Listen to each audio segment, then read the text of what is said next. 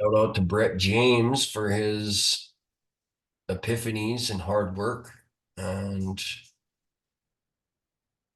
yeah, the hard work, being patient, sober-minded, no FOMO, zero stress. And he just wants to sit and watch price all week. It's crazy. It's crazy goodness.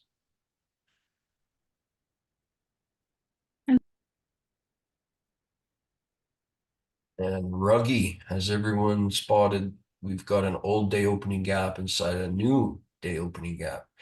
Yes, it's just it's the same thing. It's just a gap. So um this guy right here inside of this guy right here. So you can see how the algorithm likes to remember specific levels of the chart. So when you take the top of this gap, go to the bottom of this gap, go to your highest high and the lowest low and connect those 2 points together. And you'll see that that lines up with the breaker and a lot of stuff going on. Works really good when they're close together.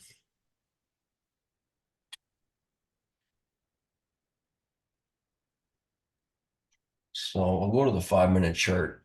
So I'm going to explain my trade this morning. So midnight, we open here and London tanked.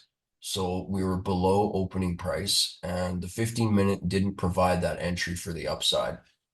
Not perfect the way I like to see it. So I was just like, okay, I'm just going to sit here and do nothing. And then it came up and hit the daily civvy. And I'm like, oh, okay. So I'm looking over here and I'm going, okay, that high right there. We take that and I'm gonna sell short those buy stops. It couldn't dig up in there. It couldn't quite get up into that high that I wanted to see. So once it came up and fell short of that, there was this order block right here formed off the Judas swing.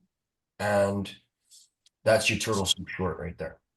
And I was going to sell those buy stops right there. Now, the reason why I took this trade today is because price was moving.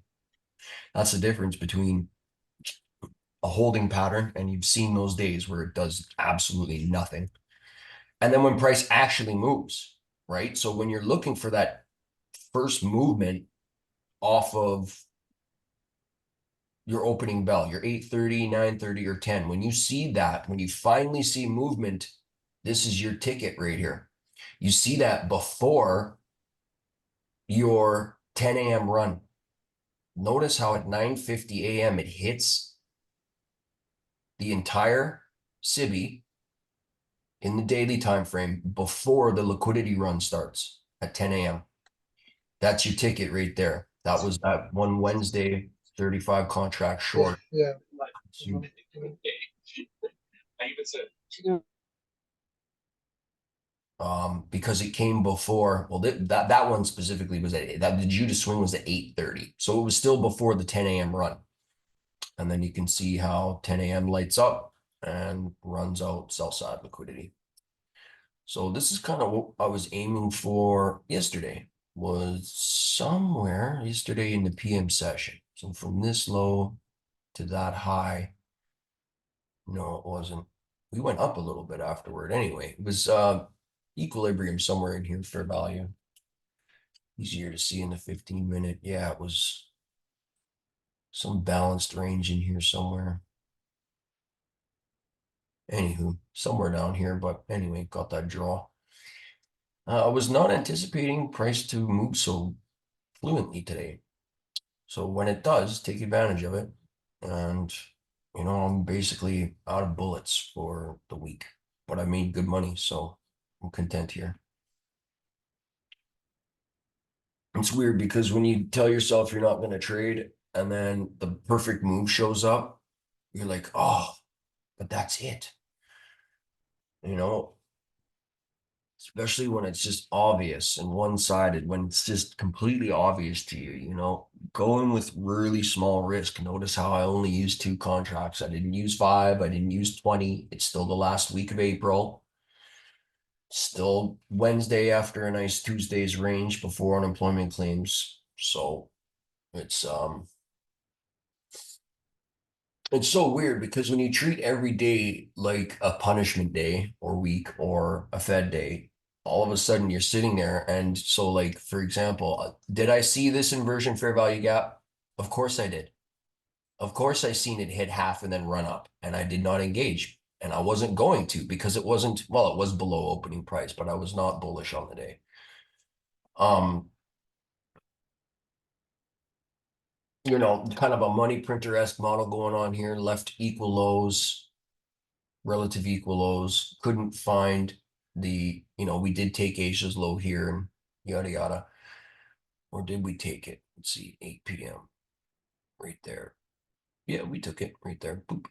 So I found military grade support at the new week opening gaps, consequent encroachment. Matilda, beautiful Matilda, packing heat right to liquidity. Oof. This one here, not a beauty Matilda. So look at how ugly that thing is. Even though it took liquidity, you couldn't get that close below. Finally, you get the close below, but it just, didn't give that nice setup like this one. Just wasn't that nice. So um, this candle here closes above half. So, you're measuring order flow at the halfway point of your candle, comes down for consequent encroachment of the inversion fair value gap and sends it straight to liquidity. Once I seen that, I was like, okay, there's movement. We've hit the daily higher time frame array. I need to really stress this out to you guys. When you hit a higher time frame array before your liquidity run, guess what? That's your turtle soup. That's it. That's the secret. And you're not going to get them all the time, but when they do, take advantage of them. So my trade was just to the breaker, the bullish breaker. At the time, it looked like it was going to rip from there. So I gave it another opportunity to slam down. It did, and I closed the rest of it somewhere in here inside of the bullish breaker. It did its job just to the bearish order block. One more time, boom, up close candles. 10 a.m. liquidity run. What's the signature here? 10 a.m. hits, boom. What happens? Well, up close candles get closed below, then resisted. New up close candles, bullish candle, resistance, rinse and repeat, rinse and repeat, rinse and repeat. This is the phenomenon that you'll see take place when you're in a liquidity run. This is how you know you're on side for the move. This is how you know you can just relax when you're in a trade. Count on it going somewhere to liquidity. So we've gone back down for that daily BISI, or is it a SIBI? Hold on, I think it's a SIBI. It's an inverted SIBI. Yeah, this one here. Sell side imbalance, buy side inefficiency. Got one single clean pass through up, considering that a balanced range, and that's not a tail. Considering this a balanced price range, it's not going to want to hang out here for very long. So it's either going to snap through and continue on its way down or brush up from here. Now, Tanya's calling top of the week. I don't quite agree. Okay, I see our order block Matilda in the higher time frame. So I've got this delineation here, which is our Matilda in the daily. So bottom of that inversion fair value gap and the top of the body's order block here. That's something I would like to see. I would like to see massive sensitivity there. So last night I was mentioning how these levels on your charts, and this one was supposed to be yellow, should be orange, but it's an inversion fair value gap nonetheless. Have that level on your chart and that one there, and price new day opening gap to the upside, hits it, runs up, hits our higher time frame array, and then starts tanking. And that was our range for the day so far. Pretty sweet.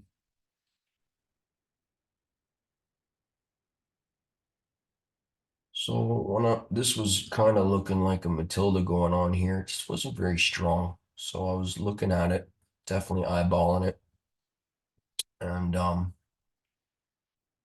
was just looking at the mean threshold of this order block. Once it broke through, wasn't looking very good. So let's talk about this breaker. Lots of people are still having issues seeing the breakers, okay? It is a little bit tricky at first. And for those of you trying to do this in Bitcoin, order blocks, breakers, fair value gaps, you don't have enough experience to be operating smart money concepts in crypto. And I'm not being rude, I'm just being straight up, okay? It's not going to be as precise. It's not going to be what you're doing here. Okay, it's going to be way different. There's a different schedule. It's missing instructions. So as soon as the government or BlackRock decides, or Grayscale, as soon as the government at Grayscale dumps those coins, Bitcoin's over. So stay on your toes. And you're trying to get precision from something that just isn't coded that way. So if you wondering why you're spinning your heels and not getting anywhere playing order blocks, that's why. They're not as high probability as this. Crypto is less manipulated than the traditional markets, meaning we will not be able to develop the amount of precision that we're getting out of NASDAQ, Euro, Guppy, anything else but crypto. So we've got this breaker here. So just like in a bearish run, okay, in the 5-minute time frame, you can see that up close candles were being resisted by new up close candles the entire way down. Okay, so in the opposite, if you are bullish for the day, you should see what? Down close candles getting supported by down close candles. You see that here. You see that here. Now that's not a down close, but it is new price. Down close gets broken. Line in the sand. This order block right here snaps up. Then what happens? Then you start breaking through support. That's intraday support right there. Your down close candles. They get broken to and through here. Okay, so now that you've broken down close candles, they become breakers. Okay, so you draw the order block, you close below half of it, come up, retest, balance out with that tail, snap. Leaves a fair value gap inside of our breaker. Comes up, perfect. Snaps down. It's very important that you make a higher high and you grab buy side liquidity before considering that your bearish breaker. If you do not make a higher high and grab buy side liquidity, it's not a breaker. And it might not even be a mitigation block. Okay, it might be something else. So you've got your low, higher high, lower low. This candle here that snapped through these order blocks, or this order block right here, that was your ticket to institutional order flow right there, because that's supposed to hold support, right? Your 786, there's your stop hunt, swing break, retracement. 786 did do its job at first, but then failed here. So you're bearish and you'd want to engage with a short. So if you can't get in short on this bearish breaker here, because that is a higher high, that is a low. There's two breakers in here. If you can't get short on this guy here, the immediate rebalance, that's not your model, don't worry about it. But then another opportunity with the fair value gap here. That was just gorgeous, gorgeous stuff right there.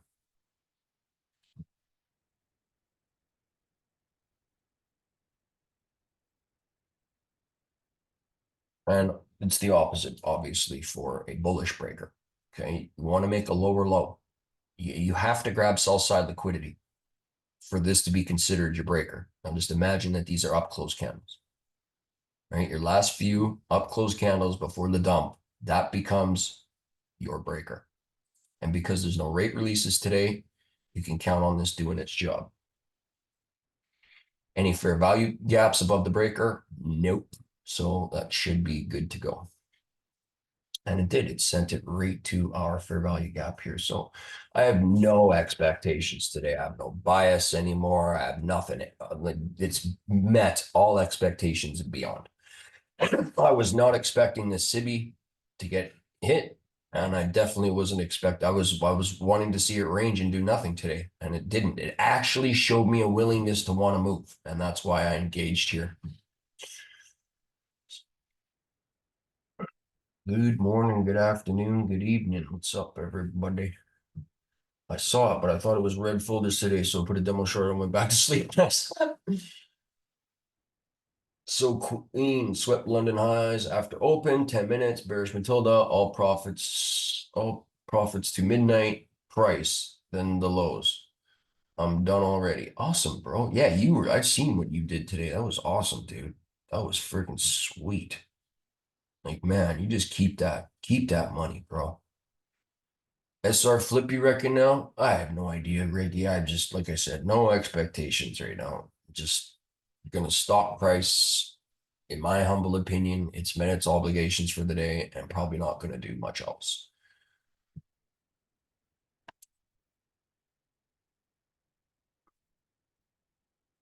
Still in a premium, so up close candles can now be supported by up close. Resisted. I know you meant resisted. Be wary of up close Matilda as well in a premium. Yes. Yes.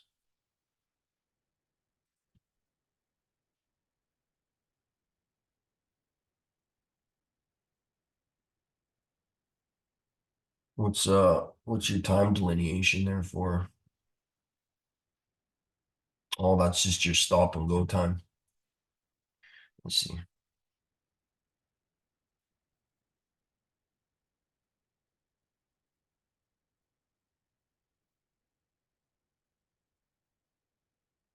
Gotta go jump on a plane. Just had to stop and say hi, have a great day. For turtle soup, when a higher time frame rate is hit before what? 10 a.m. I believe you said it before. Yeah, exactly. It's a very nice looking daily tilde. Yes. Yes, it really is. I have no idea what a hot W is. Masking.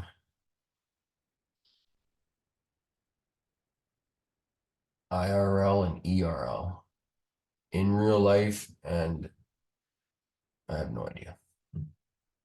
What's that mean? Masking. Oh, they just hit my 420 tick TP on demo off that move. Nice, bro. Yes, this is model 13. Yep, this is model 13 right here, everyone. I had no idea that I was playing model 13 for the last year and 12, 14 months before he put it out. No, not 14 months, 3 months, about 8 months, 8, 9 months. I had no idea I was playing this model, his model 13. I just took his tools, seen this happen, and put it on send. I have actually absolutely no, I had at the time I had absolutely no idea he had a model 13. But yeah, yeah, always 7 a.m. We're looking for that stop hunt, right? There's go time right there, 7. And then we're looking for a dip into liquidity right there. Finally, bink. And then you're looking for a market structure shift. That's this right here. Boom. Are you going to short that? No, you're going to wait for a premium. And where does that premium hit? Does it hit the 786 perfectly? Oh, shucks. It missed it by 3 ticks. You guys may as well fire me. And then you wonder why I pull from the bodies. So I don't miss any trades. And there's your one set up for life. And that one harvested so far offered 824 ticks. Ooh, I like that. I like that. That looks good for some pump side here. 3 minutes and 27 seconds to close. So this 15-minute tilde here, this one would have been really rude and probably, yeah, 71 ticks. Dirty, dirty stop out. So it happens. It happens. And if you tried it again, you probably got stopped again. Now, there was one more opportunity right here. Once you close below that and the fair value gap here, that was your ticket right there. Inversion fair value gap. Very, very annoying. Okay. And that's what it is. It's trading. It's going to be like that sometimes. So if you can't get to turtle soup and you're looking for another entry, then, you know, that would have binked you. And this one would have been a low risk short, sell short with 18 ticks of drawdown. So you would have to try a couple times, but depending on where you're at, you guys with your one trade, I'm telling you, if you trade once and then you lose and you just watch it run, studying where you could re-enter will help you glean so much more information from price action for next time. And then you're sitting there going, oh, I should have done this. I should have done that. No, next time you will do this. Next time you will do that. Write that out in your journal. And if you're not journaling, that's why you're failing. And that's why your accounts aren't growing. I can promise you that. And those of you who are journaling, I can tell. I can tell who's journaling and who's not.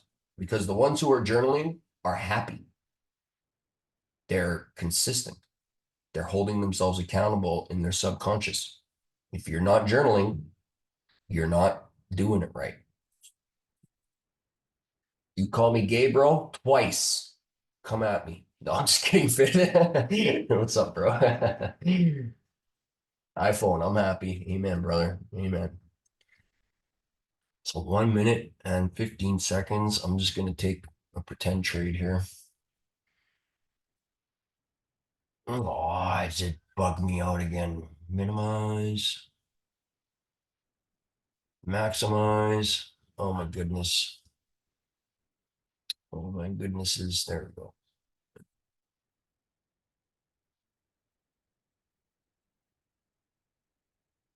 Holy shnikey, I'm rich.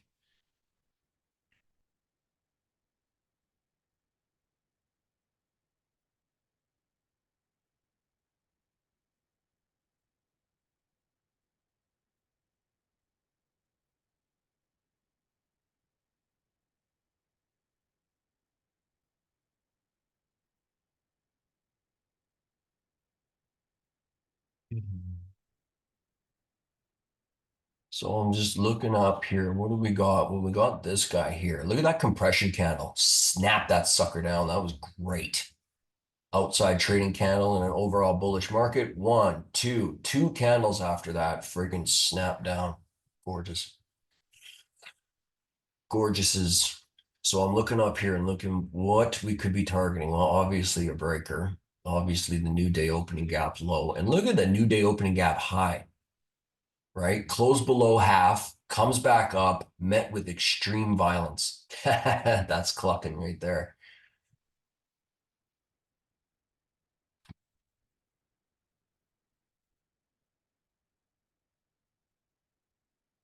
Man, look at that 15-minute honkler compared to the last one. That's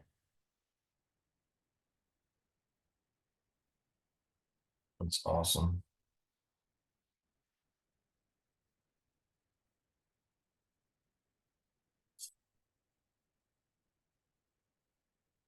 Well, if this doesn't trigger and it makes a fair value gap in here, that would be really cool.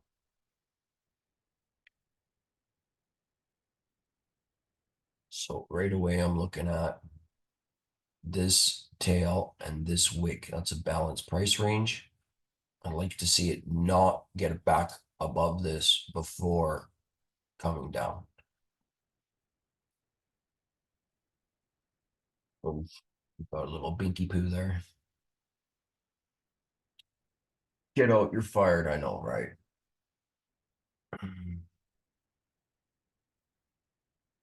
No way. I watched the video Monday and that's Friends. Which video? Oh, the Model 13. Yeah. Yeah, that was pretty trippy. When he released that, I was like, my jaw was dropped and my eyes were freaking dry. Like I was like, no blinking, no breathing. Couldn't believe anything. Couldn't believe what he was saying. Was thoroughly pleased, to say the least.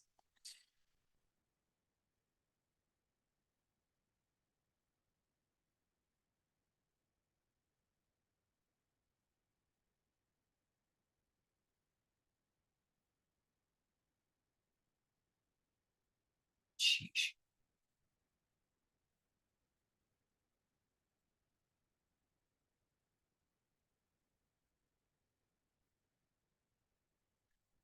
So I am triggered.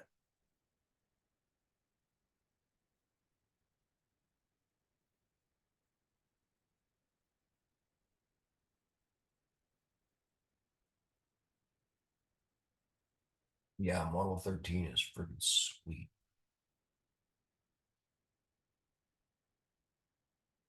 And so we're on a higher time frame array now with our framework that says we're going to run out liquidity. So our next pool, this is all internal range liquidity here. So our next pool of liquidity is that swing high at the breaker. So it's something I'd like to see repriced to at some point.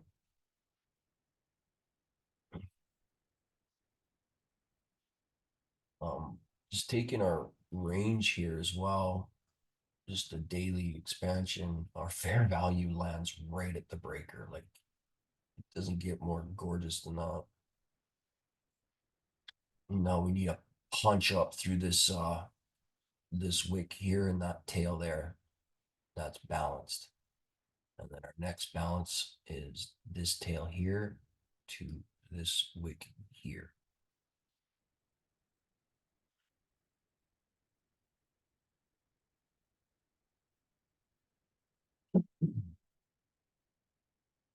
You know, I would just like to see the new day opening gap low reprice too. That's it.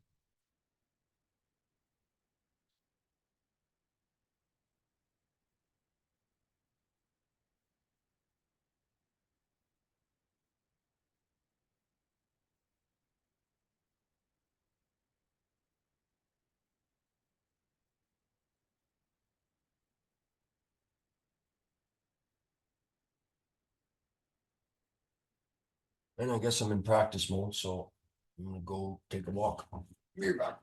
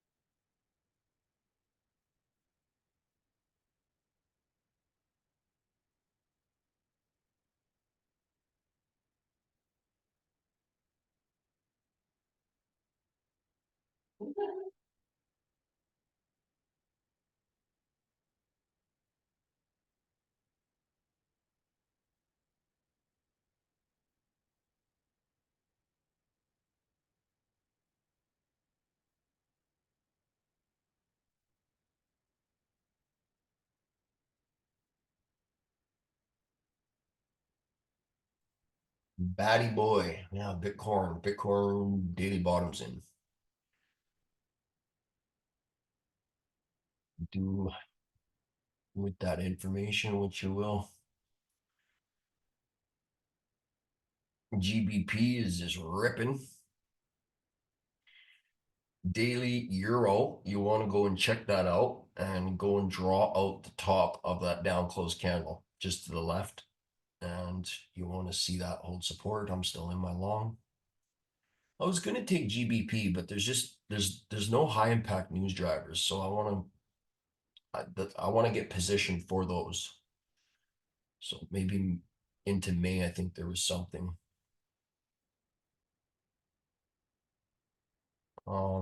Crypto life changer. Dollar CAD hit that fair value gap and bounced off of it, creating a bullish Matilda. So check that out.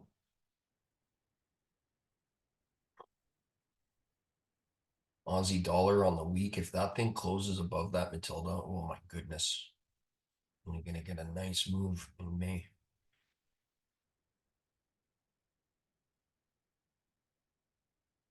A minute and 4 seconds left of this macro.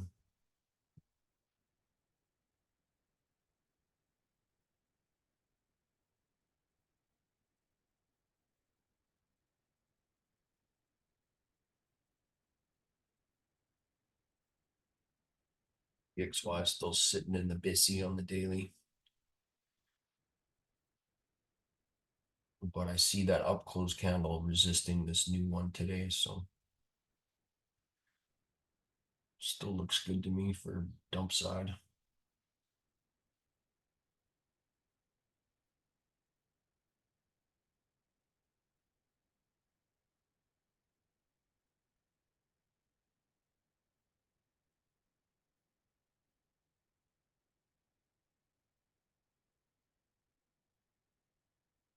So it's 110, and the algorithm has now been given instructions to run out liquidity. And look at what the instructions are doing. They're making that thing that we like. So am I worried that this is going to come against me? No. Can it? Absolutely, it can.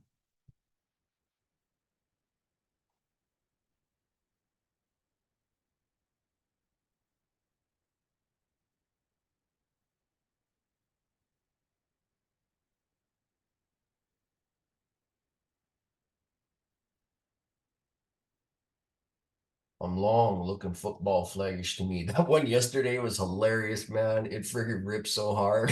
Oh, that was so cool. I see it too. I see it. I see what you're talking about.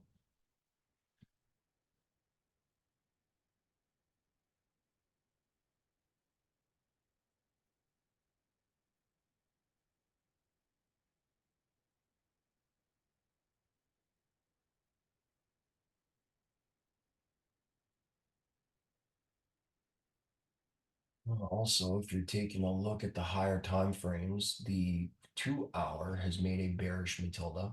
So likely going to want to come back up into the range.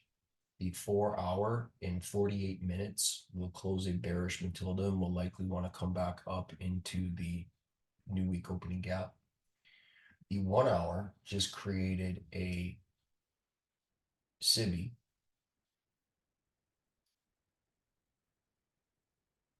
And that is right here. So that midway point of that SIBI lines up perfectly with the bottom of the new week opening gap.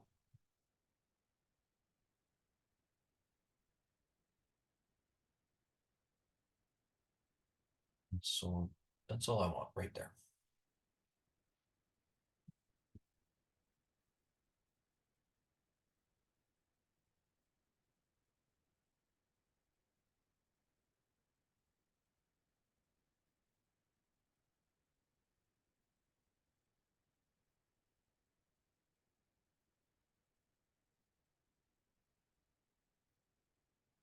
Notice I'm in with 17 contracts. Notice how it takes the sketch off the mind being in ticks. Like even just sitting there observing it for yourselves. It takes the sketch off when you're got it in ticks. Because as soon as you go to dollars, oh, all of a sudden you're like, holy moly, I need to take that $5,500 right now. And then you'll lose sight of reading price and letting it play out. No, it's not to say you can't take some off. No, not at all. Of course you can.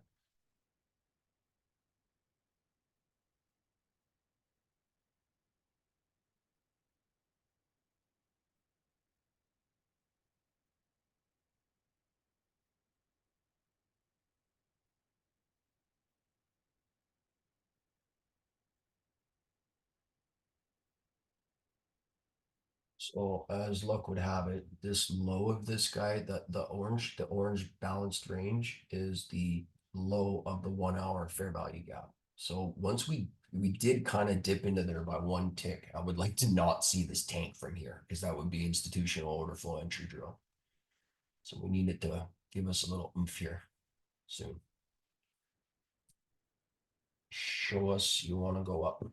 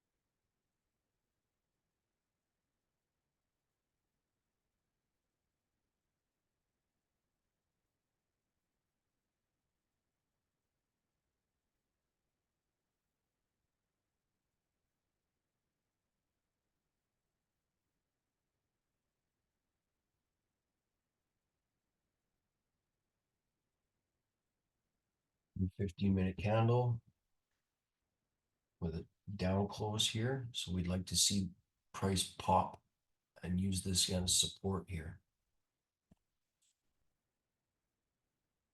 So first place we're looking for sensitivity is the midway point of the rejection block.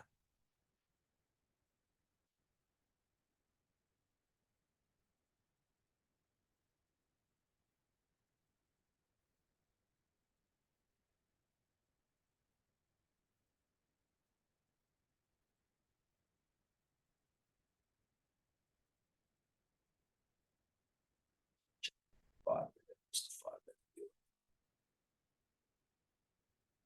Fair value gap down here underneath the breaker. Annoying, but there it is. See if this can hold support. Money printer go Bert. Look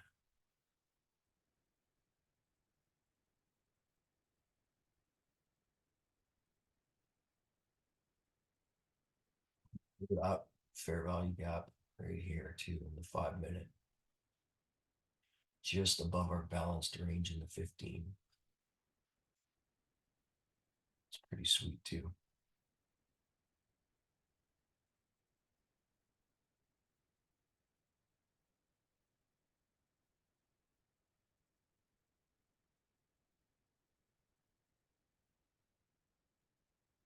What's up, Sammy? How you been, buddy? That's Augusto, right? What's up, bro? Hit my 60 ticks. Another one for the win category. Right on, Timmy. What was your one yesterday? 300 or 400 or something like that? That was awesome. uh,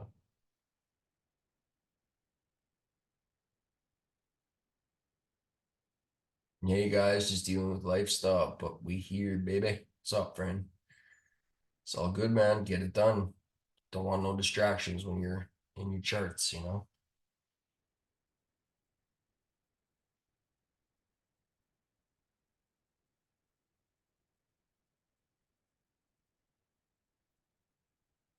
Oof.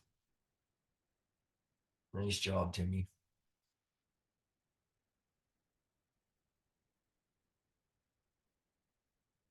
Yeah, amen, Sammy. Timmy Stiletto re. That's awesome, bro.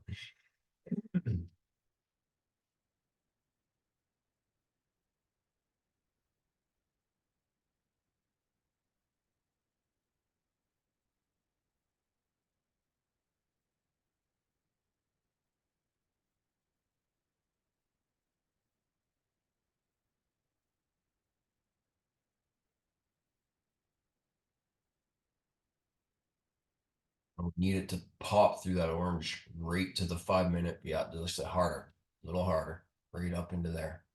We don't want to see that reject. It just hit the 1 hour fair value gap here. We don't want to see a sharp projection.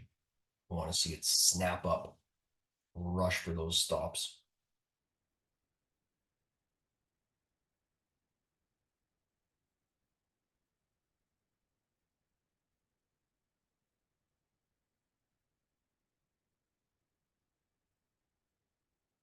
One more. One more little popsky poo here. Ah, that wasn't it. One more of those.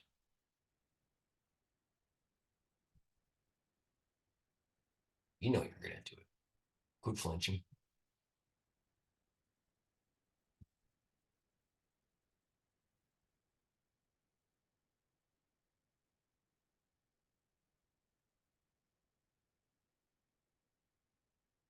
So satisfying. It's probably one of the most satisfying things ever is watching your TP hit. So 1% risk on a $360,000 account. Oh,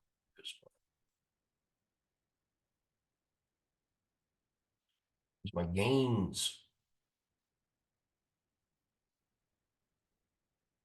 Balance before 350,000, balance after 360,965. So I made $10,000, 965, $10,965 off that move. 1% risk, 3 to 1 R. Boosh. The power of compound gains. Thank you, sweetie.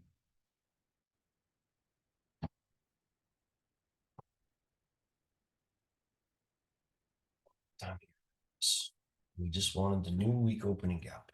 That's it. Copy that.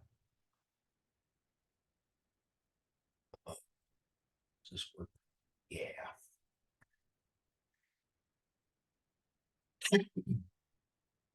Paper this week. Ooh, beautiful trade. Thank you. Appreciate it. I'm at work. Just got lucky looking at the charts at the time right now. Nice. It was there, so I hit it. That's awesome. That's awesome. And that's think about that for a second, Timmy, right? You were away from the charts and then you looked and there was your setup. No different than you sitting there, not doing anything and waiting for your setup. You know what I mean? Amazing. No drawdown on that trade. Yes, sir. Some of them are just beautiful like that, man. Some of them are really slick. Who's Sam Paper this week? Holy dude. 1, 2, 3, 4, 5, 6, 7, 8, 9 trades in a row. Green, dude, Sam. Awesome. And this came after you having a blowout and you being dedicated to practice and being content with just sitting there and waiting for your model. Dude, man, you're going places. Congratulations, bro. You're very welcome.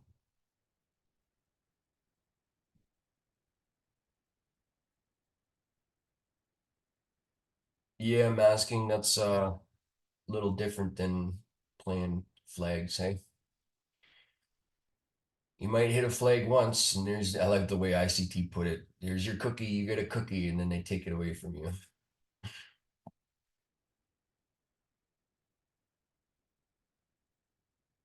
So 2 trades today, one real, one demo, no drawdown, nothing but net. On a day that's not supposed to be very favorable. When it is, though, when it is. And just let me show you again the difference between a day where you want to trade and a day where you just want to sit there and wait for it to move. Okay. Because this is where everybody's making solid money here. Solid money here. Everyone. And then they're wrecking it right here. Right there. You see how price just reluctant to move and it looks like it's going to do something and then it doesn't. This is where you're all blowing it right there. Did it come deep? Did it actually take liquidity? Well, that was before. Now this was a trade. This was also a trade. So if you were patient enough to wait for it, then there it was. If you were content with that, you wouldn't have lost all your money here. These days here, man, I'm telling you, and this is what I was anticipating right here. So the fact that this morning price started rising up, that what told me price was going to move today. This here tells me price ain't doing squat. And it's really easy to make gains off of these suckers here. And it's even easier to blow out right here. And look at how price came up, hit the deviation, boom, turtle soup short.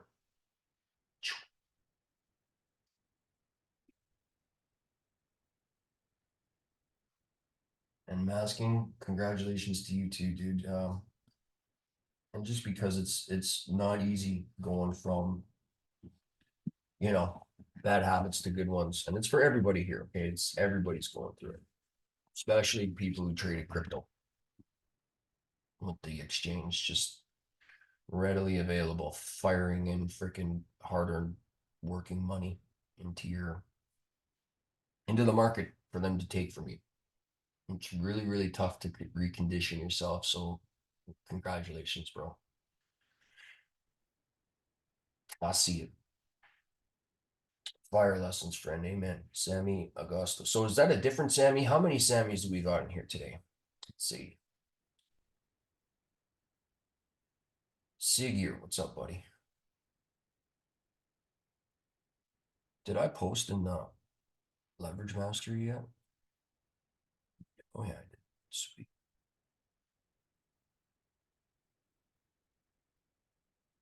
Oh, you got 2 of 3. Ja. You are definitely Southern.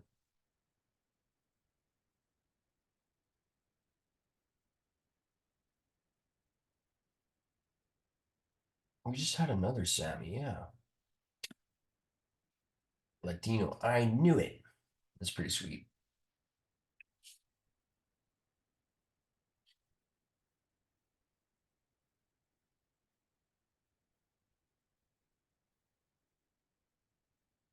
So just from this range here to this range here, we're now in a premium internal range.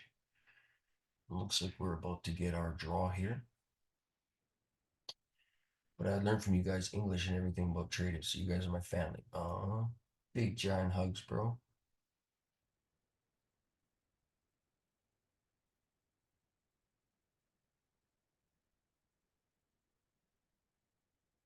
So remember how I sent you guys that picture with the 2 hour bullish Matilda and the 15-minute breaker, right? What's going on here?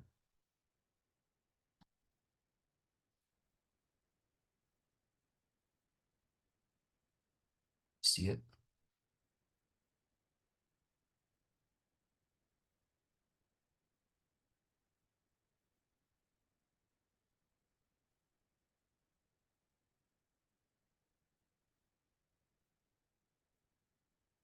See it? It's the exact opposite. That's what we did the last 2 days. Or, the first picture that I showed you of that one that we took to the upside, and then yesterday's bullish one. And this one timed very well. If it wants to run down, it can get real wild for our 2 p.m. run. So we're pumping up into the 2 p.m. run now. Looking at our bearish Matilda, look at that. It is perfectly half of the new week opening gap. A lot of confluence here.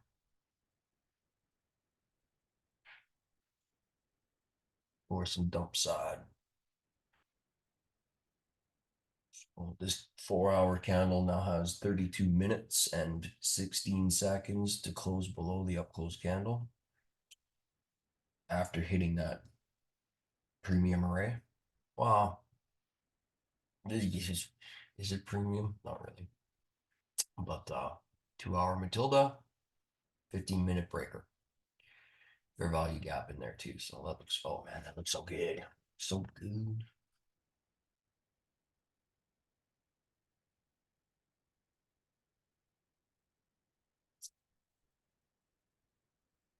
Yeah, word up, Sammy. Welcome to the family. So was that other Sammy you, or was that like you were your account was just uploading or what?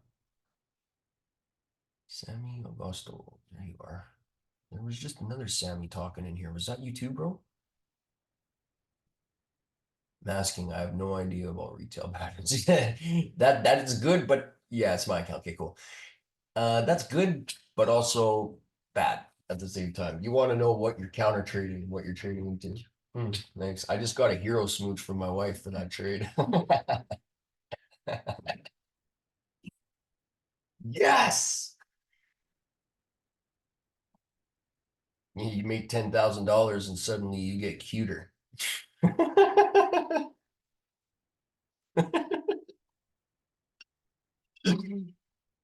Oh man, I'm funny. Friend, what you just showed, do you expect for price to plummet from that breaker to our order block? Yes. Yes, sir. As long as the 4 hour closes below that up close candle, yes. Aye, Captain. Sammy Latino is me. The other one is I'm just gonna say Taco because I don't know him really, Sammy. Oh yeah, I see. He's my Taco. Arriba.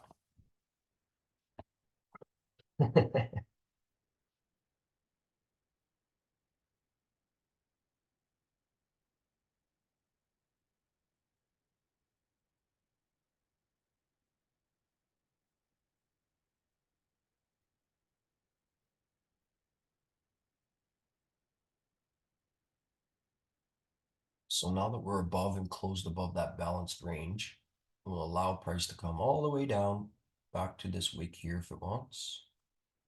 And leave a tiny little fair value gap in here would be great for us to invert later.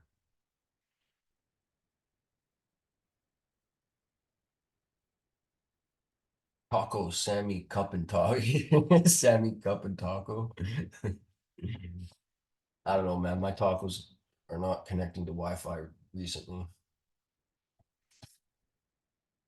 I'm gonna have to unplug them and plug them back in.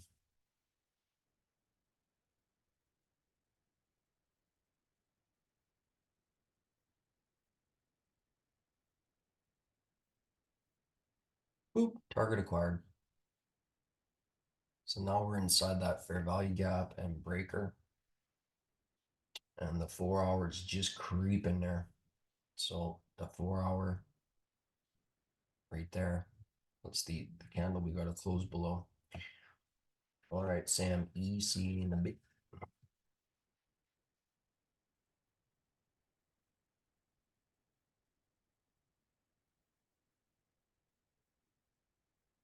Oh, I see. Look at you teaching me things. Sweet. So Tokalo is when you share the same last name in my country, means in my opinion that we share a bond. If you share the same last name is forever. The connection, something like that is from the Tanos, Tanos, which is a tribe that died in Puerto Rico, that died in Puerto Rico. Oh, if you share the first name, yeah. Oh, cool. So like if you have the same first name as somebody in your culture, it's like a bond. You guys just have like a instant bond. You're besties right from the get-go. That's pretty cool. I love cultures. I love learning other cultures. Everyone's just got their own little thing. And yeah. like one on one in basketball. Ha ha, but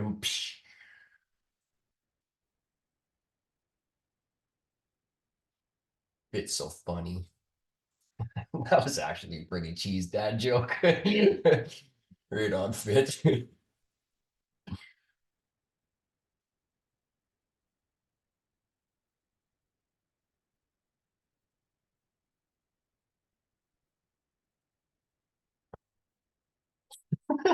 Like one on one in basketball.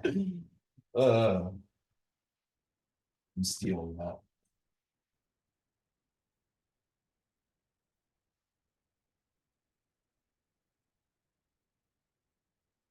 Seeger, is it okay to ask what a deal breaker is and what does a fair value gap do?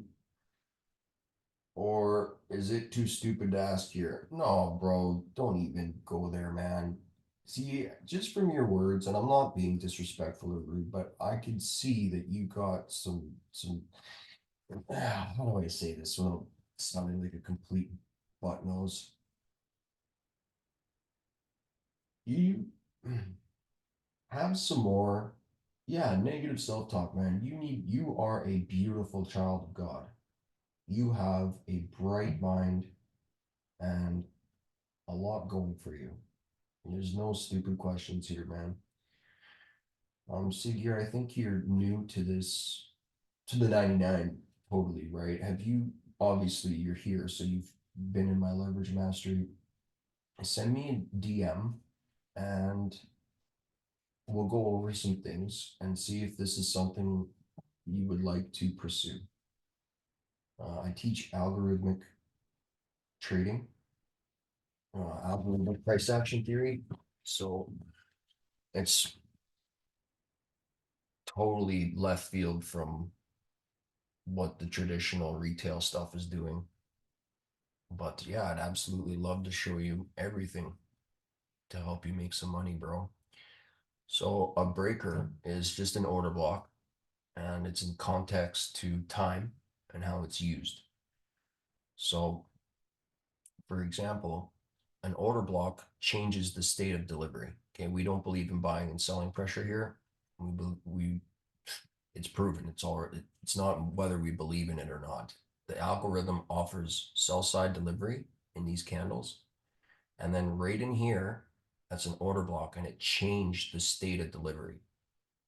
So because there's three consecutive down close candles here before they were broken, we will consider this whole giant thing to be an order block. Okay.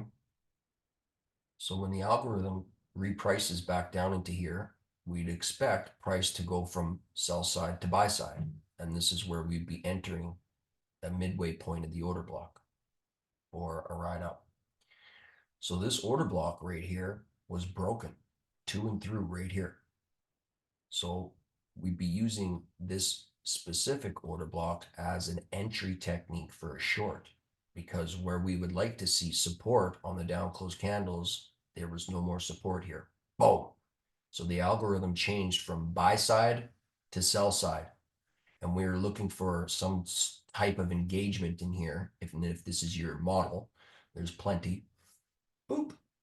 Military grade short. Absolutely zero drawdown, right to the point. And so a breaker is an order block that's been broken and then flipped either into resistance in this case or support if you're bullish. Okay, so that would be a bullish breaker, bearish breaker. But let me know if this is something you want to get down with, man. We are killing it over here.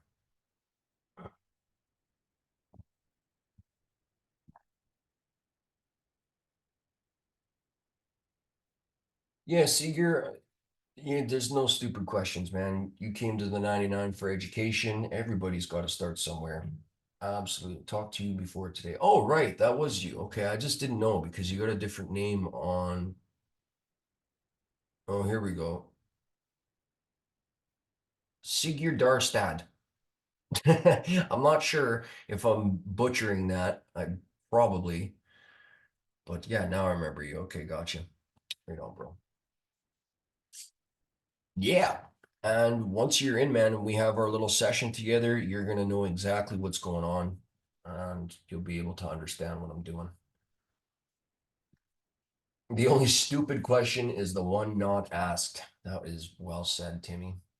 So we got 22 minutes left. So we got two 15-minute cycles. Sorry, yeah. Well, this one and then two more 15-minute cycles to get back below this new week opening gap. That's I didn't want to see that. We start closing above here, and we're likely going to continue on up. Sad to say.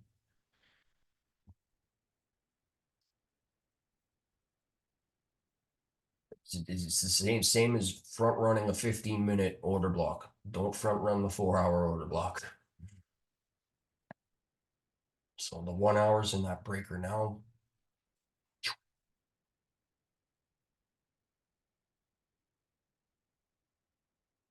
16 seconds. I did not want to see a candle close above half that sucker.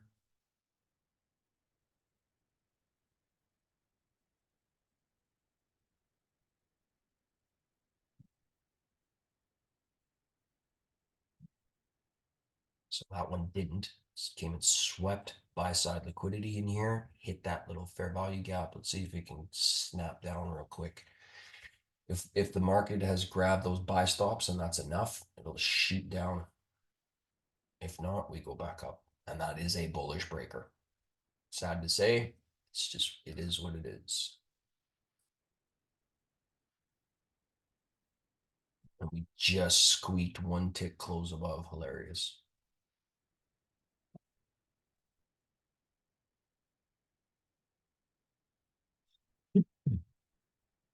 So I'm just watching that fair value gap there. Little volume imbalance right here. Same rules apply. One single clean pass up, one down, and then it can take off. So I'm looking down here. Are there any volume imbalances? There's a fair value gap there. All these, this volume imbalance, balanced. That one, not balanced. Needs a sell side. Traveling through here, 3 minute. Little one right there. Looking above the market, so I'm not caught off guard. And there's a little bugger right there. 5 minute.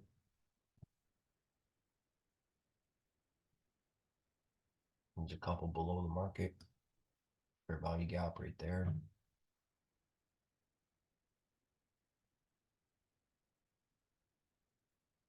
Bigger breaker.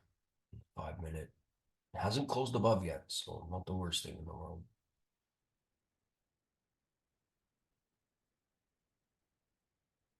But we'll stick to our bellwether here.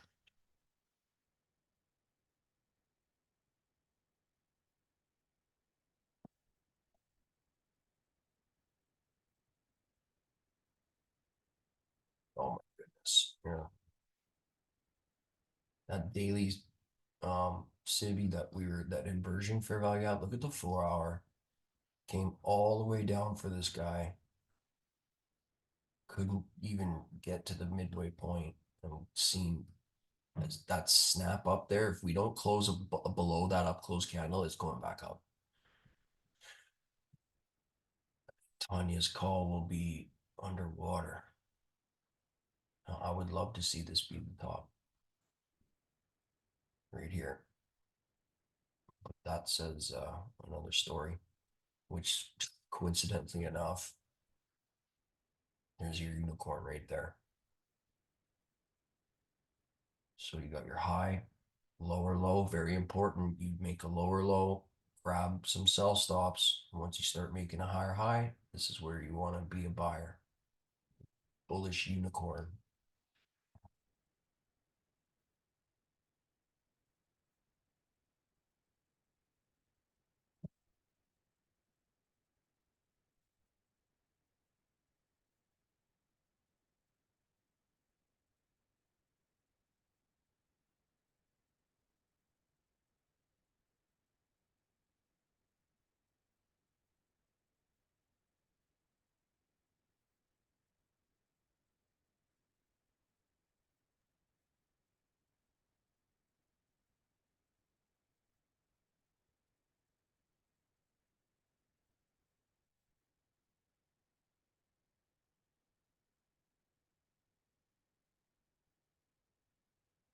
Sniper Meow. If you are watching this in the future, my Singaporean friend, you're gonna want to be in the daily time frame for playing crypto, for playing BTC with this stuff. Okay, nothing underneath a daily time frame is what I consider high probability.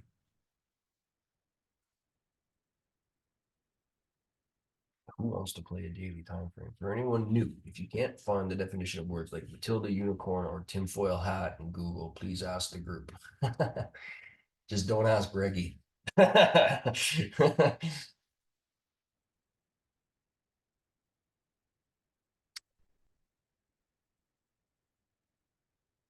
One more 15-minute cycle and one more minute.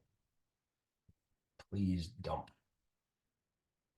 Oh, I'm in the 14-minute. That's pretty sweet.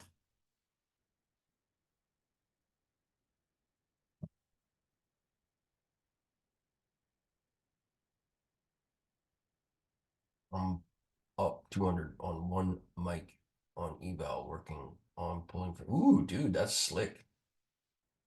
Just hit the 1 hour Matilda wick. Yeah, let's see if we can get some tank side. It's got 37 seconds to not close above half of the new week opening gap.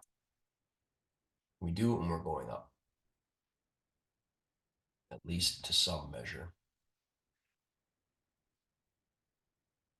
Oh yeah, fair. Oh my goodness, isn't that funny? Eh? The half of the gap is half of the range. Unreal.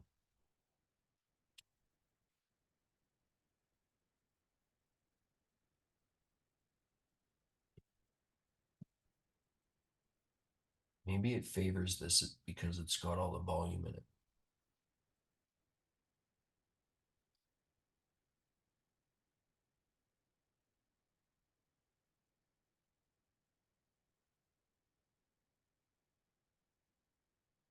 Still a breaker and closed above the new week. I'm looking for when it started. Oh, I guess this is the new day opening gap. Forgive me. Still, same. Look at how price uses it as a reference point. And then it'll come down, likely test a halfway point, and then rip up to the breaker.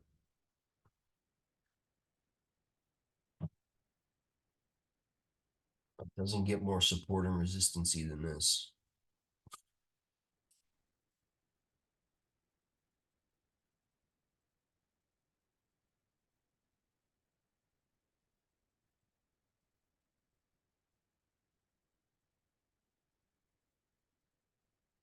Oh yeah, thanks to those who have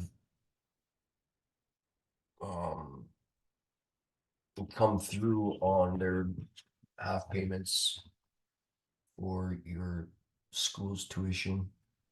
The deal was that I didn't want to have to chase you for it. So if you're keeping up on your end of the deal, I appreciate it. And for those of you who need some wiggle room, that's fine. Don't be embarrassed. Don't be ashamed. Just send me a message. Don't ghost me. There's no point. I'm very flexible. I'm not greedy. So no problems there. Just make sure you get caught up soon, please. Purple box.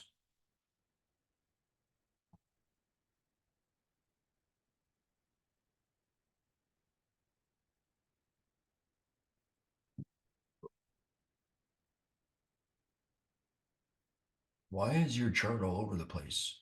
Oh, I see. You got that indicator on with the candles. That's pretty cool. My wife likes that too. This helps with the visual. Nice. Yeah, your purple box there, you see how it's just annotating the one down close candle right here. You just got this one, right? Because these are consecutive, you will find the most precision rate. And personally, I use the bodies when I'm measuring out these guys here. And sometimes the tails don't really make that much of a difference, but I don't really like the bodies. But this is where you're gonna find the best sensitivity is encapsulating all of the consecutive candles. Friend report card time, day 3 on eval. 2 shots fired in the wrong direction today. 40 ticks, 2 contracts, done for the day. Go again tomorrow, maybe. Aware of the red folder tomorrow. Awesome. Awesome. So you're down, what, 800 bucks? Is that what you're saying today? Day 3 on eval, 2 shots fired in the wrong direction. Okay, yeah. 40 ticks, 2 contracts. Nice. That's easy to recover. Easy. So tomorrow's going to be pretty fun, probably.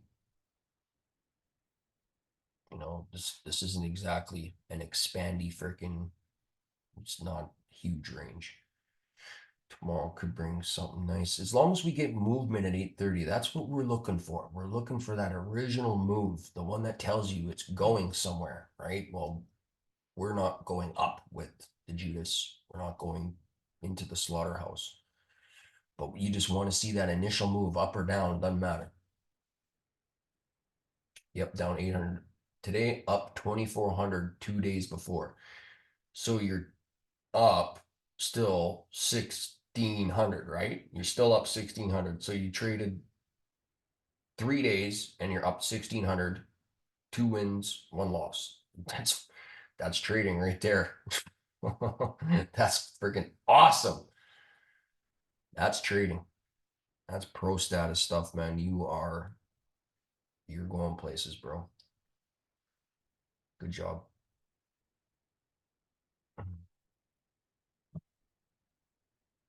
Good job. That's why I'm done no matter what today. Yeah, because you don't want to be giving all of it back, right? That's awesome.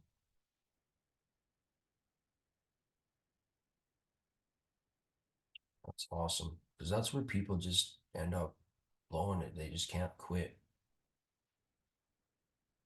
Just can't let go of the idea that they lost, forgetting that they just won thousands of dollars previous few days, you know?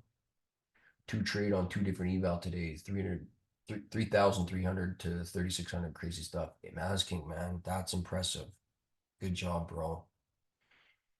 You know, when we had our little sit down, I was just like, oh, is he gonna submit? Is he gonna do it? And I made you a promise, bro.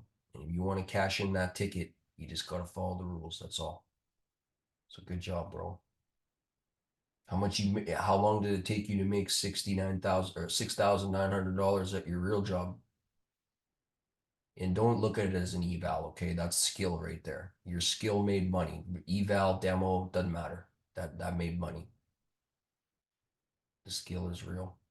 That probably takes probably about, I don't know, 2.5 months to make 6,900 bucks USD, I would imagine, right? Or maybe you have a really high paying kick ass job.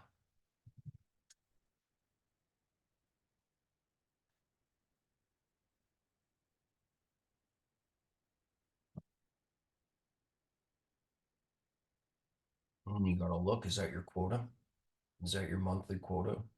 Because once you make that, you know, you want to either go right to Mike's and not give your quota back, or just be done and study. You study price, especially after you've made quota, you are gaining a level of understanding that is just completely underrated and considered taboo to any other trader outside of this group.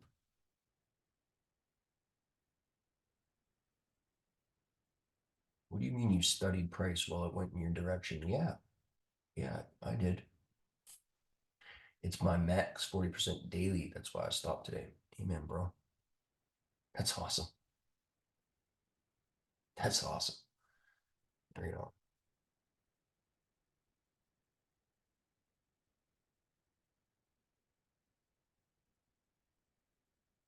read on. It just gets me excited. I don't even know what to do with myself.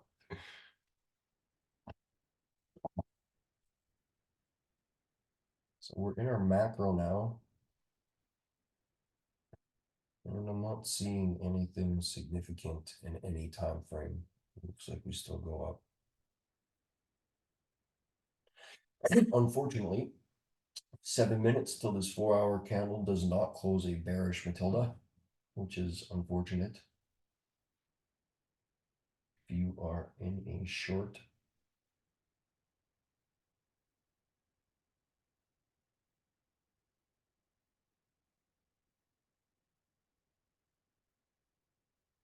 those 150K eval EOD are the shiz night.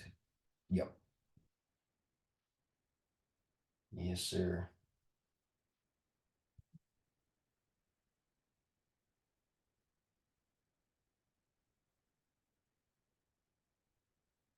I don't mind the, like, when you get the pro account with take profit trader, they make you until you get your buffer, which you could do in like 2 or 3 trades. It it trails you unrealized, but at the same time, you need money, they'll just pay you. So it just all depends on where you're at financially and what you think is, you know, acceptable for you. So when I first found out about it, unrealized intraday drawdown, I was up like $8,500. I was just about to pass this 300K Apex account full port. And it only came back at me like 44 ticks, and boom, my account was gone. And I was like, what? I was just up $18,000. And so after you realize intraday drawdowns, a lot easier to manage it.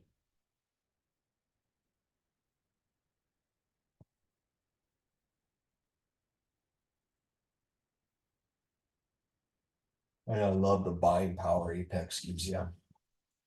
Take PT, good for withdrawals, burn limits, and often wise. Yeah. Yeah, they'll pay you out 3 times a day if you want. 2 hour consequent encroachment, maybe something for short ideas. I'm just not seeing it heavily bearish right now, bro. Yeah.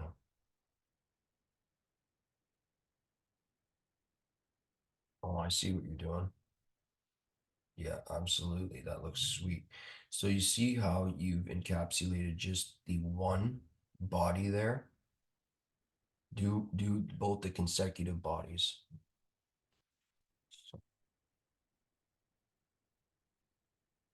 Where you have this one annotated, get this body too, because they're consecutive.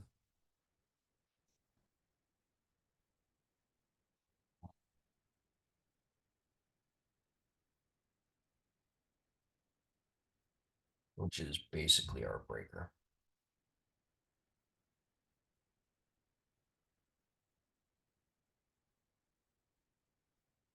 My funded futures EOD till the end of the month. Oh, nice. Nice. My funded futures. Yeah, I'm on a my funded Forex. They're not bad.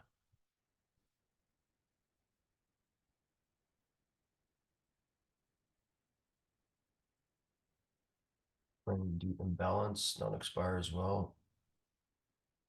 I had this one drawn up from this morning, blue lines. No, they don't expire. They get repriced too. They get balanced, but no, they don't expire. The algorithm will still remember that level. So once it's balanced, okay, here's the thing.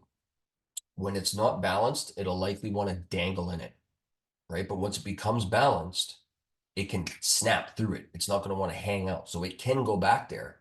But if it's balanced, you're expecting it to snap through it. Remember when I was calling out that pump side yesterday? And I said, flash as fast as your eyes can see. How did I know that was going to happen? Because we had a balanced range above us. And in order for it to get back up there, it's got to go wham, just like these two 15-minute candles. All of these wicks overlap these tails in here. No volume imbalances, and look at them. Boom, boom. So same thing. Yeah, right. What a effing day, friend. Yeah, D, what's up, bro? Good for you. That's awesome. EOD, so no trailing intraday. Correct. Cool. TPT, where I'm doing my eval in our first video together, you recommended TPT for me being in Australia. Yeah, absolutely. Especially like once you make your money, like you can just pull out. You can if you hit a morning setup and you make 1,200 bucks, you can take that out.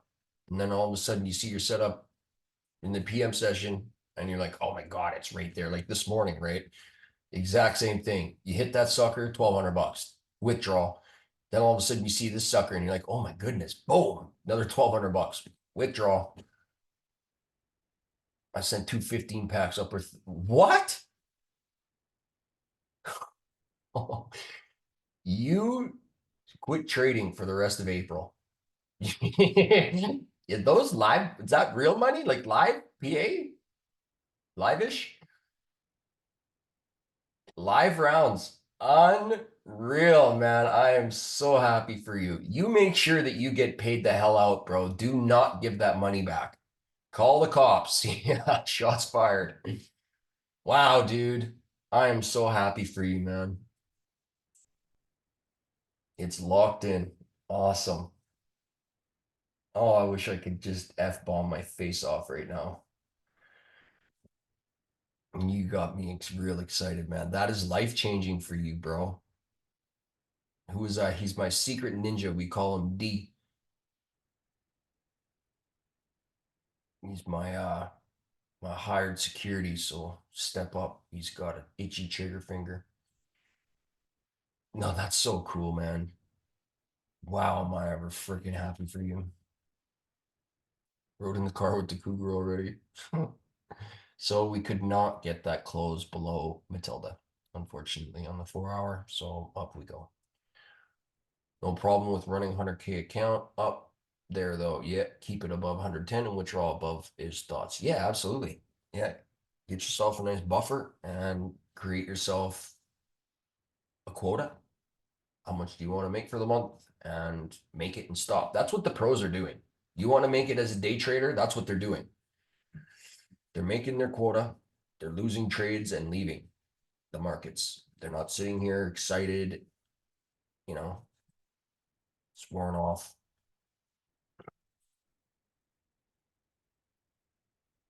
That's pro level stuff right there. I don't care if you make $5 and you're up $5 for the month or 5 million. You can do that consistently. You're pro. 90% of people are losers. So if you're making money, it doesn't matter. Even a break-even trader. If you're a break-even trader, you're doing way better than you ever thought. Way better than you give yourself credit for, that's for sure.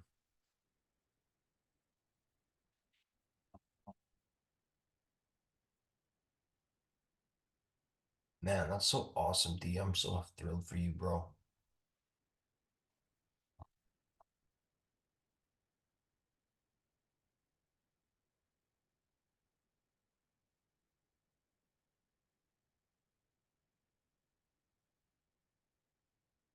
So we're in a bigger bearish breaker and a smaller bullish breaker. Where are we going? I say up. Big bearish breaker, small bullish breaker. I see it both ways. What do? Nothing. Nothing. We're sitting at equilibrium of the entire range right now. So this is not where you want to be opening up trades. Shorty Mc, you need to, you Shorty McShorterton, you go and we'll sit in the pool for a while, bro. No, I'm just kidding. I'm not nothing. Just I don't even know what to say to you right now. That's so awesome, bro.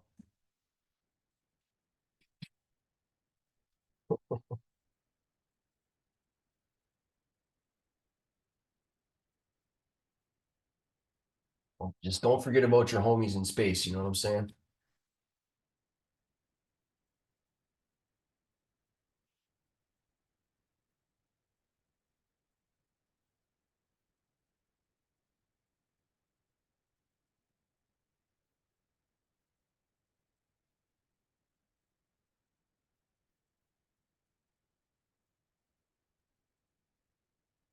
So we're in our macaroni now.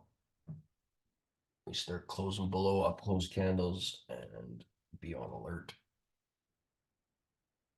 I'd like to see this 15-minute dip and rip.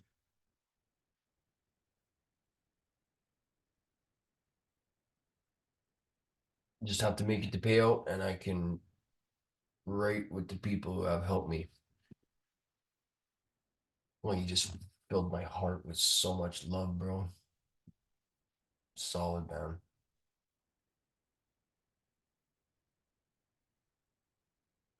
I'm lost in space. Throw me a rope.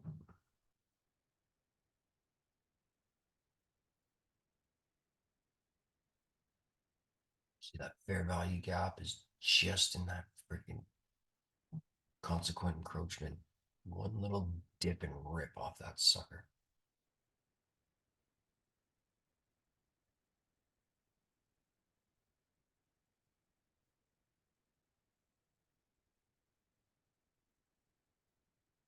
We make a bearish utility here in our breaker that could send it to the ground. So let's just make sure we close back below half of that freaking new day opening gap.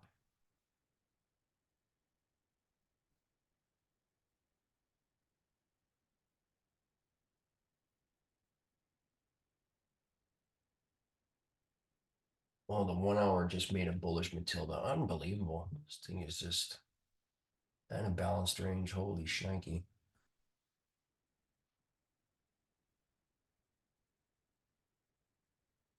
So that's 1 hour.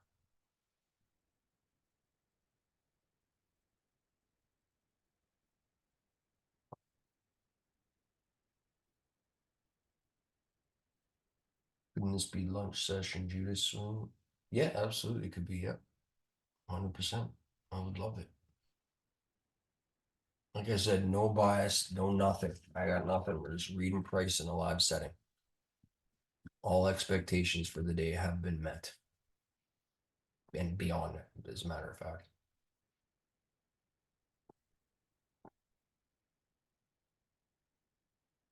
Yes, possibly.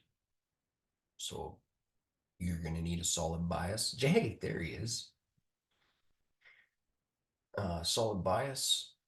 It's your risk.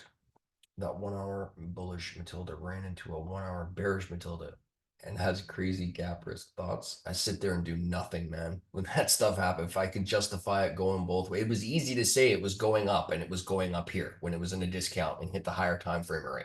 That's the easy part. When you see it one-sided, boom, right? This was easy to short. It hit the higher time frame array before 10, 5 minute, boom.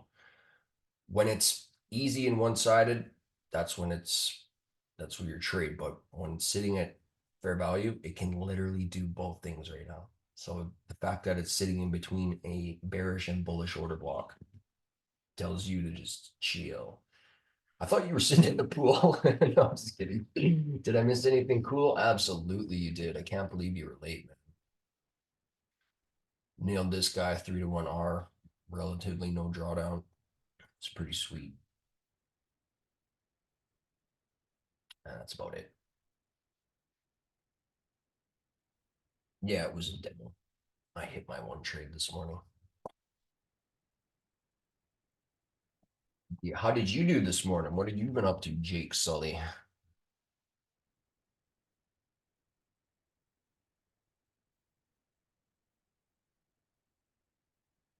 Shorty McShortington is banging. Oh, he has he pulled the trigger, did he? That's awesome. No trade today. Amen, bro. Good for you. By choice, or you just had stuff to do?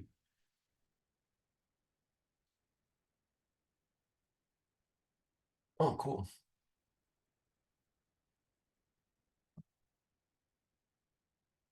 7 minutes and 20 seconds. Could this be a sell side grab for a rip up, or is this making our Matilda?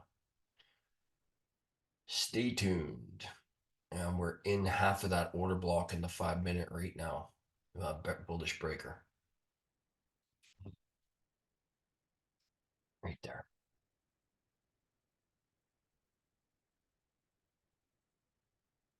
I did not like PA and I came back to see that sketchy 50-minute Dark Matilda. Yeah, would probably have taken it and lost. Yeah, so all good. Yeah, actually, as a matter of fact, I hit it in the 5 minute this morning because I was looking for a little dip into this guy right there, that one right there. And that was going to be the turtle soup short for me after it started moving. But because it didn't get up in there, I didn't get a opportunity to sell. So I took this guy here and snapped right into the fair value gap perfectly. I took one piece off at the breaker and then one piece off just after it dug in a little bit. And it was looking really hellish. So I just elected to do nothing. Nice sensitive sensitivity off of that inversion fair value gap there. Breaker. I'm all, yeah, bro. Go sit in the pool. Enjoy your life, man. Much love, D. We'll see you tomorrow for real. Have a great rest of your day, brother.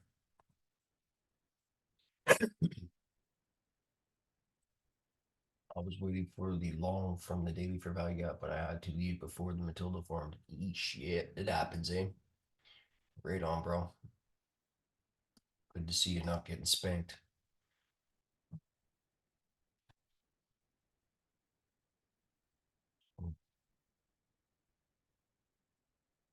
A lot of influence for some pump side here. Tomorrow is another day. Yeah, we got unemployment claims tomorrow, so it should be fun. Should be. We had a nice tight range day today. As long as we stay in this right here where we're at, tomorrow could be fun. So what else do we have tomorrow? I remember there being a couple of folders.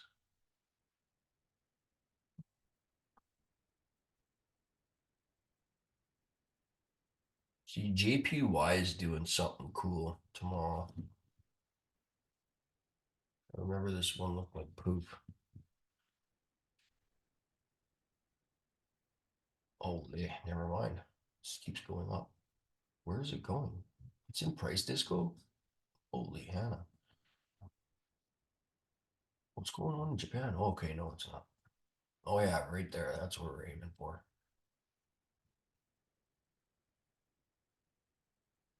Liquidity void in the month. Oof, man, does that look good? Where the hell do you get in?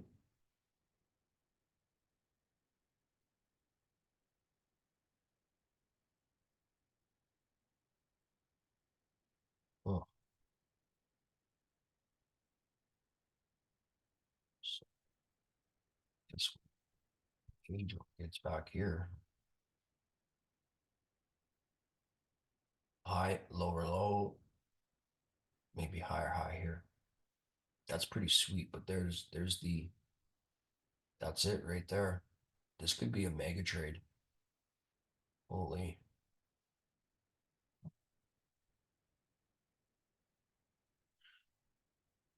Why do these candles look so skimpy though, eh? In the month.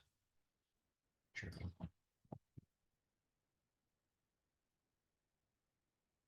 JPY and no British pound, but and CHF just kind of sucks. Oh, advanced GDP and pending home sales. So that's probably going to do something wild considering the market sucks right now for housing.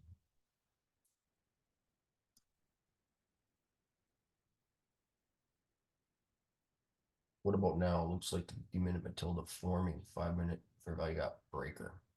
Pump side or downside? I have no bias here, Jake. Everything that I was looking for today has been met. We hit the higher time frame daily SIBI, hit the inversion fair value gap here, SIBI, and you're thinking downside. Yeah, it definitely looks like a big bearish breaker in the 15 minute, and then we've got this bullish breaker here in the 5 minute. So I can justify it both ways right now. Running a chess tournament tomorrow, so I'll be with you guys. Ooh, cool.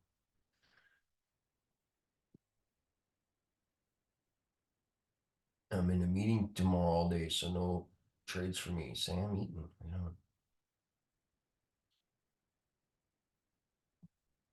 Oh yeah, right. See, you can see the algorithm both ways now, Jake. You're growing. That's awesome. This is where you want if you have to trade, this is where you want your bias to take over. Are you bullish or are you bearish for the day? Right. Well, we've already done daily expansion, in my opinion, but if you can see it both ways, do nothing or flip a coin.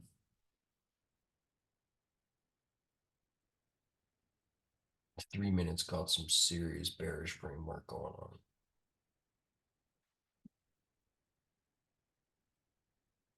15 minute has one more minute to close this Matilda. Is it going to clear this fair value gap here?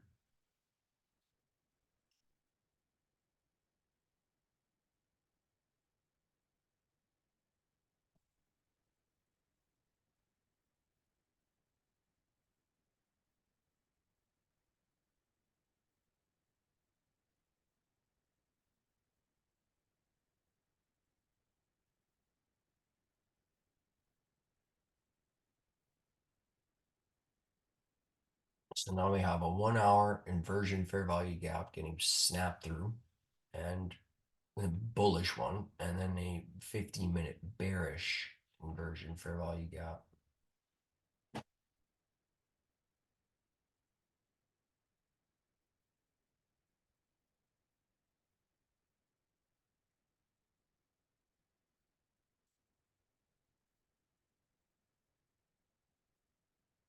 Then we have non-farm next week. Yay.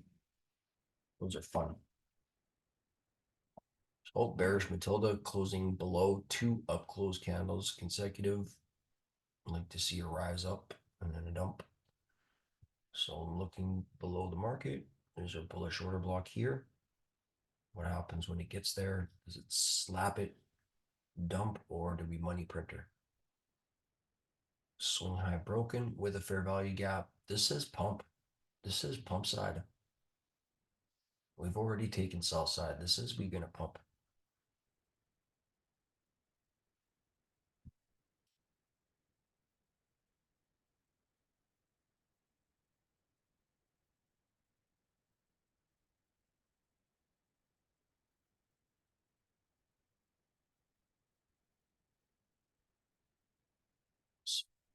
Just hit that bearish order block right.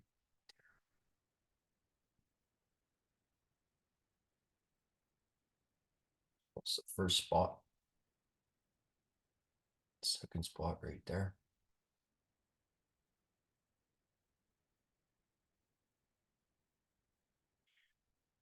One single clean. Oh, we already had that. One single clean pass through down. Not one up though. It almost did one single clean pass up. Not quite.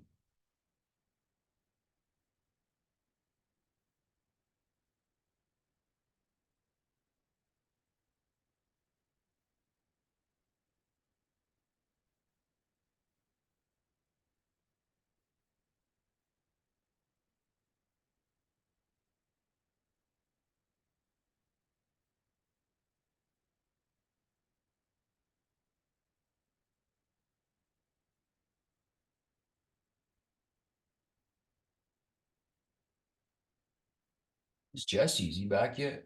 You think he'd be a little louder telling us about Mexico?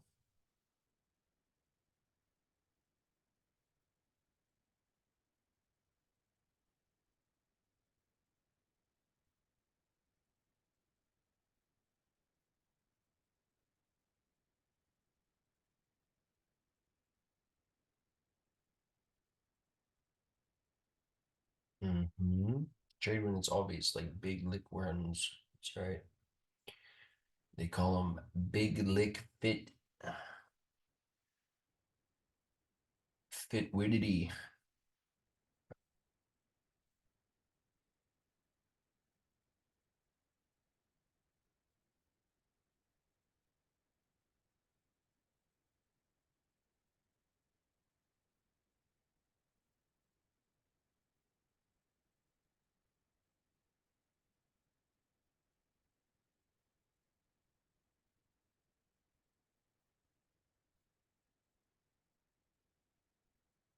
Dang, I was literally trying to text myself, not chart it. I'm not sure what you mean by that, but it sounds funny. Not chat it. Oh, friend, peep your deep scored.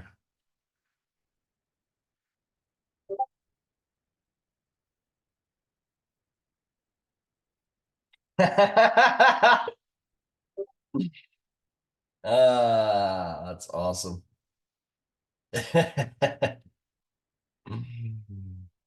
That's freaking amazing, bro.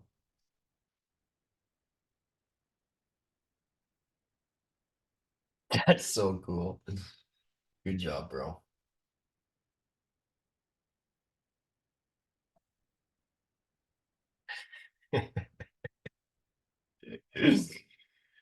Yeah, that's so awesome. You turned it into a freaking monster, man. That's great.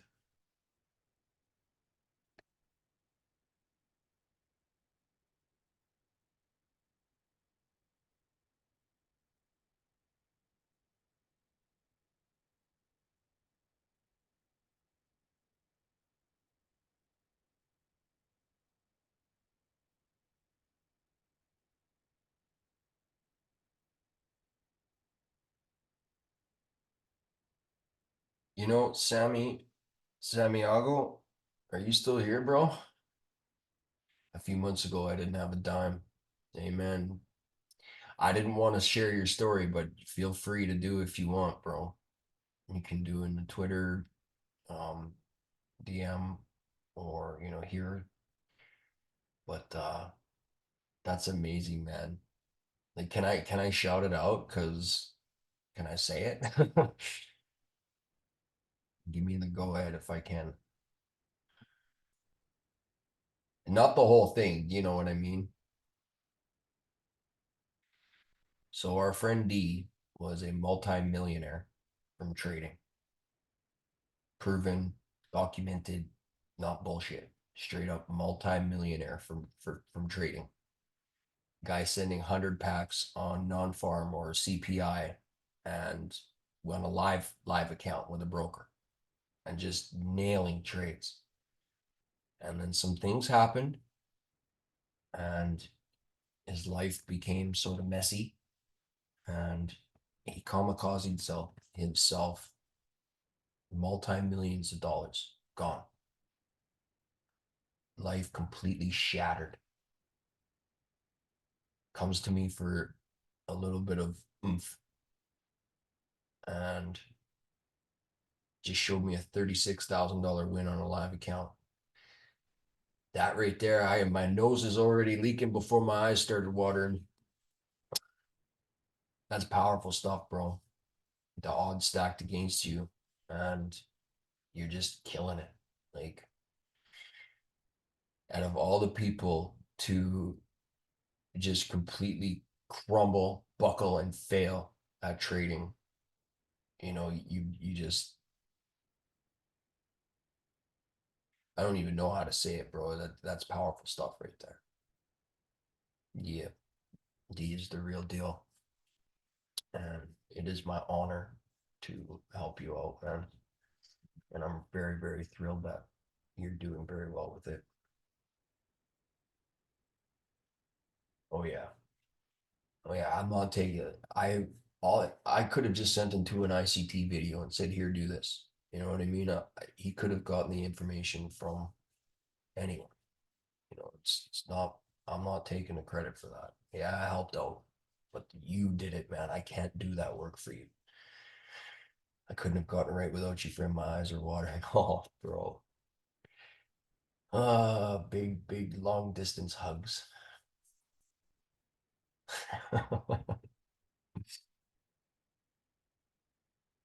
I am making this YouTube video public. So for all of those that watching in the future, this group is the real deal. You can learn, you can change your life. And I've got students in here with chips stacked against them and absolutely killing it. That's so freaking cool, bro.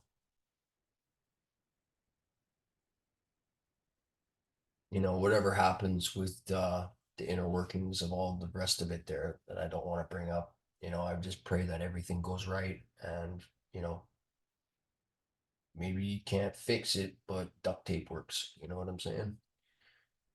And now you can buy duct tape. God bless you, man. I know. Oh yeah, Ryan of chess as well. Yeah, I know what it's like to lose millions and go bankrupt. No regrets though. It set my life on the best direction possible. Amen, bro. Yeah, Ryan got caught with his pants down in the 2008 housing bubble. Yeah, now he's just. It's so cool. Like without the internet, none of us would be hanging out. It didn't matter if we were neighbors. None of us would be hanging out. You would look at me and you would think that guy's trash. I never want to talk to that guy. Until I save your kids from a dog or something. But like all walks of life, we've got police officers, celebrities, bankrupt millionaires, freaking all sorts of different people in here learning. We got someone from the freaking SEC here learning how to trade. What a beautiful, beautiful place this is. So, y'all would be on my prayers tonight for sure. Euro pours here too. Hello. Yeah. Car salesman. Constantine. Yeah. Amen, bro. So crazy.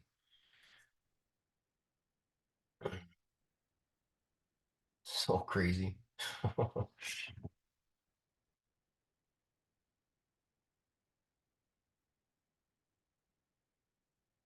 Math teacher, personal trainer, and real estate agent. Ooh, look at you go. Jake Sully. Just all walks of life here.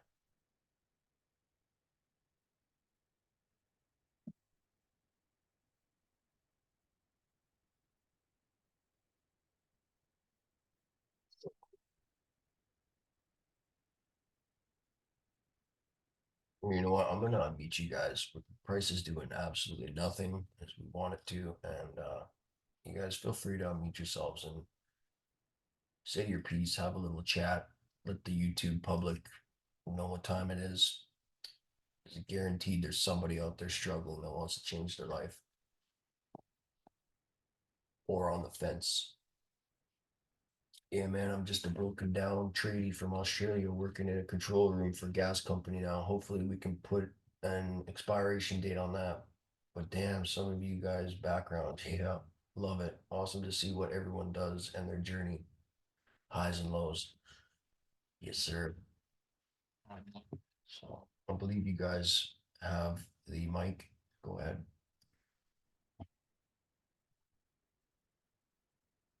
Who's first? I'll just pick someone. Let's see. Let's start with Alvix. He's so quiet. How have you been, buddy? How's your studies going?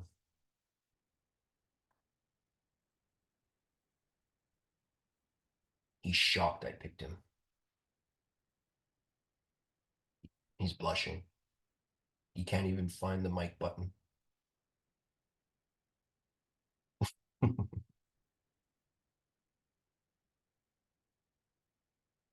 Fit for biz. You busy? Oh, what up? What up? Yeah. Um, Here, let me close the door. How you guys doing, man? Much love to you guys. That man deserves Yeah. clapping hands for you, Fit. No, I appreciate you guys. Me personally, my background, what haven't I done, right? But my very last job I was doing was um I was a finance director for a car dealership. I was there for 12 years. So to just make the jump to trading was something different for me. And what made me make the choice, what I did is I quit my job. I prepared for it. Just like most of you guys, I have, kids. I have three kids, one in college, two little ones. So, mortgages, whatnot, right? So it's a leap of faith that I took and I had confidence. Why did I have confidence? Um, I came in through the 99 through Sam Price. I'm very fortunate to have found the Crypto Lifer community. Through him, he had a program for leverage training. So Master Friend was running it. So I took the course. Wow. That's when I decided to make the move. I quit my job and I started trading once I saw consistency, and um it was life changing. It's I literally use no indicators. Yeah, I might use a fib here and there just to mess around, but no indicators. Just the man breaks it down for you as far as what you need to do, what time you should be in the markets. More than anything, for me, what I needed, because the TA, the way he breaks it down, you're gonna get it right away. If you really put your hard work into it. For me, it was the psychological aspect of it as well. Um, you know, it's nice to get tough love. You don't get that a lot nowadays. And this man has literally, I'll be open to everyone, has Zooms with me privately just to help me with my mindset. Like, who does that? Like, how the hell does he find time to do all this? So it's an experience like no other. I was holding back, but I'll share it since you put me on the spot. This week, I'm up double my weekly salary. So what I would have made in a week in my last job, I'm double that for this week in a 1 week span, and it's not the end of the week. So it's proven, if you apply yourself, you're gonna go through some freaking storms. But as I say, a calm sea doesn't produce a skilled sailor. So you're gonna have your ups and downs. But if you don't give up and you stick to the rules, you will succeed. You will succeed. And the community here is like no other. If you're feeling down, you're gonna get someone that's gonna tell you, "Hey, get up." If you want to throw your charts there and you're not understanding something, someone's gonna tell you, where they humbly believe you should tweak it as far as your charts, or where to go in, and where to pull your fibs from. So all that knowledge all comes from the origin, which is Master Friend. So I thank you. You are a phenomenal mentor, and my family thanks you, and generations to come, because I've applied this to everyday life, and it also transpires into your daily life as well, makes you a better person all around. So thank you, Master Friend, and continue changing lives because you did mine.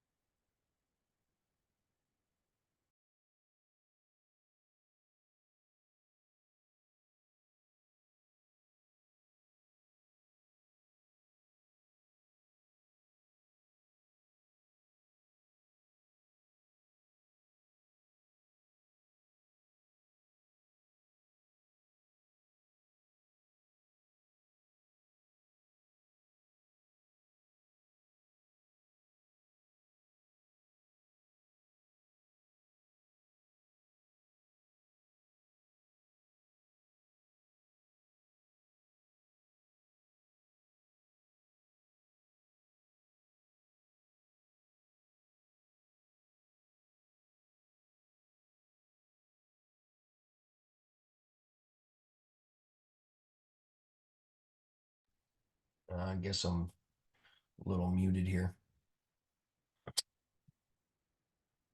That very, very inspiring words. I can't take all the credit for algorithmic price theory. I can't take any credit for it. I'm just transferring the knowledge to you guys and helping you see what I see. All the credit and love goes to Michael Huddleston for sharing his discoveries about the market with us. And for those of you who hate on smart money concepts, you have no idea what you're missing. But, you know, we need you to. But those of you that want to change your lives, this is it right here. That one trade that I took with you guys right there. Boom. That's life changing right there. That's all you need. You don't even need all of it. I didn't. I only took it to here. Didn't, or wherever, it was somewhere near. But you know, thanks to Michael Huddleston for showing us this, and you know, you guys coming to me for education, wanting to change your lives. You guys putting in the hard work, that's your lumber you got to lift. That's the paint fences you have to paint. That's the decks you have to install. That's the hard work. And you apply that into your trading. What is the hard work you have to do? Order blocks are easy.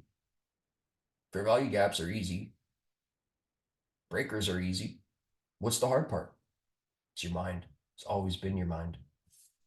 So you guys doing the hard work, you deserve all the credit. You know, Michael nor I can take any credit for any of the success that you endure, because we didn't push the button for you. It was all you guys. So congratulations, Fit man. That is phenomenal. I had no idea you were doing so well. You were being so quiet. But thank you for sharing.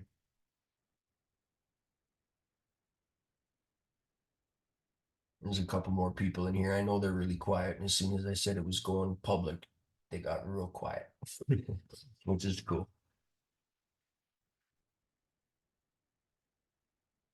So many people. We got who else was in here? Spent Mom Barley spent 2 weeks with me and turned into a savage. That was it's pretty sweet to see. Liquidity sweep and 10 or 15-minute order blocks changing lives. You've been coaching Mob Barley? Yeah, like months ago. He spent 2 weeks with me and took off into your guys' group, and we barely see him anymore. And he's just showing off, which is pretty sweet. And yeah, he's just one guy who took the rules and followed them like a robot, and he's killing it. It's so wild. Casma, I made last week with 200x leverage on BTC in 1 week that I made in a month working. Amen. Wow, that's awesome. That's awesome. Ryan of chess, target hit. Nice, buddy. So you took this short here. What did you get? You got your 3-to-1 R. Is that what you're targeting? Attaboy. You shorted in a discount and won. There you go, bro.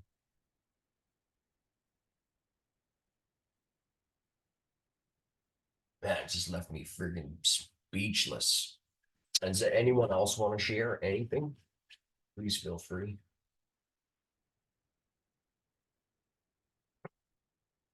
And yeah, Santiago, about that DM you sent me, let's chat about that a little more.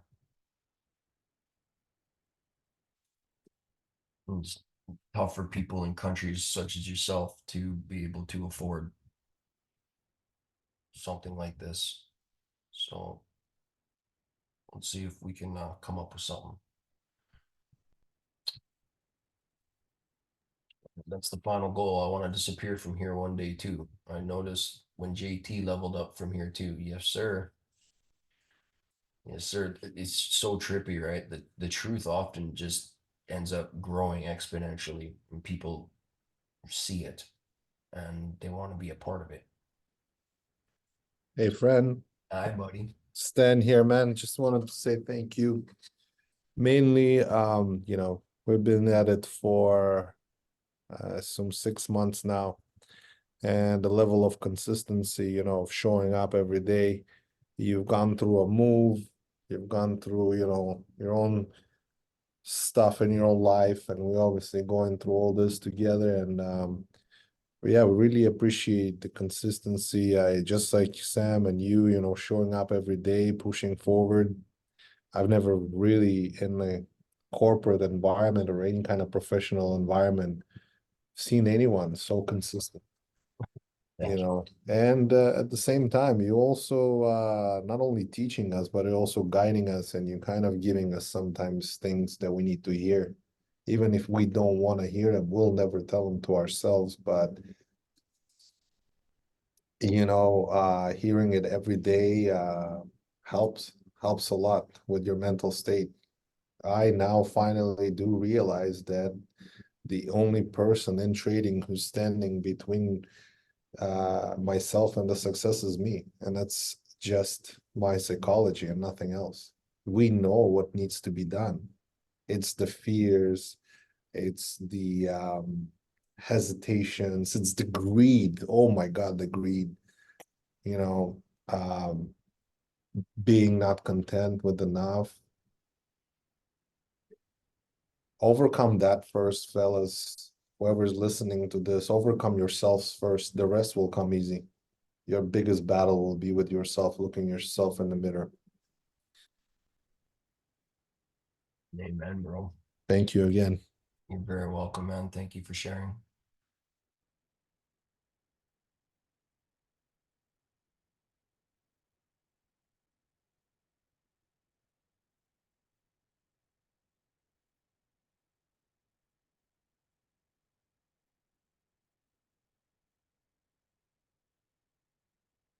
Slight discount here. We can see some of that pump side now off these order blocks. See I don't know if it's appropriate or not, but I've been adding the 705 between the 618 and the 786 recently. 705. Uh, Hey man, if you're seeing something, don't let me tell you that it's wrong.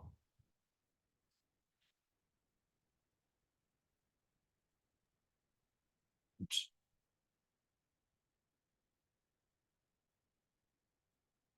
According to Fibs, 705 is the OTE in most cases, but I don't know. I've been having a good success with the 705. It does those stretch your, risk a little bit. Yeah, I think ICT was mentioning something about, using the 79% retracement level, you might end up missing some trades. And that's if you're pulling from the extremes. Now, he does teach to pull from order blocks, from the tops of order blocks. And you can see some killer precision there. But I haven't dug too deep into these 705, or I think he mentioned that anyway, one of those. But if you see something that you see repeat, don't let me tell you it's wrong, man. But just personally, I just stick with the 786 retracement. And realistically, bro, I ain't even using it. I'm just gonna long that order block. But I think ICT was talking about 705 or something like that. Yeah, he does. And if you're using fibs for your model, then stick with it. Well, for sure, in BTC, when you have those double bottoms above the 786, most of those candle bodies usually rest on the 705. Trippy. That's hilarious. Yeah, Sam uses the 705. Yes, he does.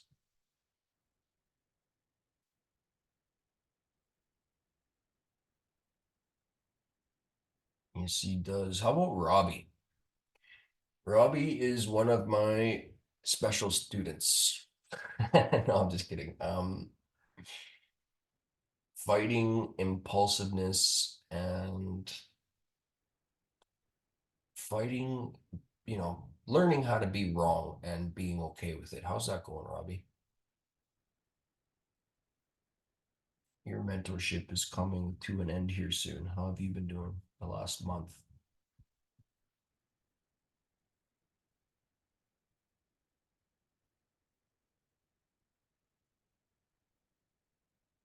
Robbie 93. Are you there, Robbie?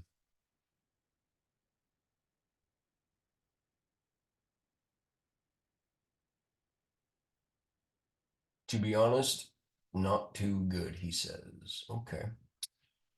So you're still impulsively clicking the button, are you? Not, yeah. So this is what I want you to do this weekend. Okay. So tonight into the weekend, I want you to go into your 15 minute and go 7 to 11 a.m. 3 to 1 R, 40 tick stop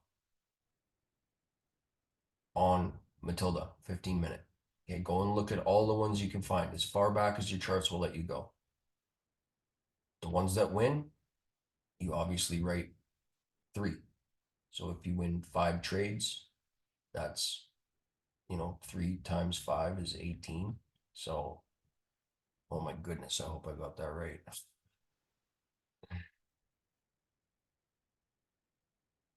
Go and write down how many trades won and how many trades lost, and then go and subtract the loses from the wins, and go and see how much you can be up. If you do a 3 to 1 R with a 1% risk and you lose 5 trades in 1 month, you can be up 20%. That means you've only taken 10 trades in a 1 month span. Okay. Losing trades sucks and it feels like poop. But you got to condition yourself to being okay with it, because immediately you're instinctually triggered off the word lose. So don't look at it as right or wrong, winning or losing. Was the market in your favor that day? It's not a loss. You're still, if you are being disciplined, you're still going to be up over the month. Okay, so it's not a loss if you're still up for the month. If you're down for the month, yeah, that's a loss. When you put in that work, Robbie, and for anyone else who's listening, if you put in that work, you will see through your own experience that it's okay to lose trades. And it'll help with you mentally for the future. Be like, okay, I lost that one. It's fine. Even if it stops you out and runs your direction, let it go. Study it. Study it so you know for next time where you could possibly get back in. That's the whole point of studying price. Look at the 5 minute today. If you miss this entry here, it provided you another one here. It provided you another one here, another one here. Thanks, babe. This one right here, up close candles are resisting up close candles all the way down. If you lose this trade, this first one here, or even let's go to the 15 minute. Okay, let's say you've seen this is Matilda, order block here, and you got binked out of that trade. Well, where would you get back in? You have no idea because you're just sitting there on the one model, right? But this right here, once you snap through this fair value gap and this order block here, you're going down. So is this up close candle being resisted by this one? Yes. Snaps. Bearish continuation order block. This one here trades up, hits the order block's tail, which is a rejection block, snaps down. This one here trades back up into the breaker. That's another entry point. Another one here, breaker, another entry point, midway of the SR flipping the new day opening gap. You can't gain this level of experience without studying. There's actually something tangible for you to study here. Okay, when was that ride over? In the 15 minute, rather. When was that ride down over? When you closed above a down close candle. When did it start? When you closed below an up close candle. So in a liquidity run from 10 to, typically 11, this one was till lunchtime. Ooh, now that I just pointed that out, lunchtime low. My eyeballs are here. If we start breaking through this retracement, I would have loved to have seen that close above there. But lunchtime hour swing low here could get rated. But this started when you closed below an up closed candle, right? When did it end? When you closed above a down closed candle.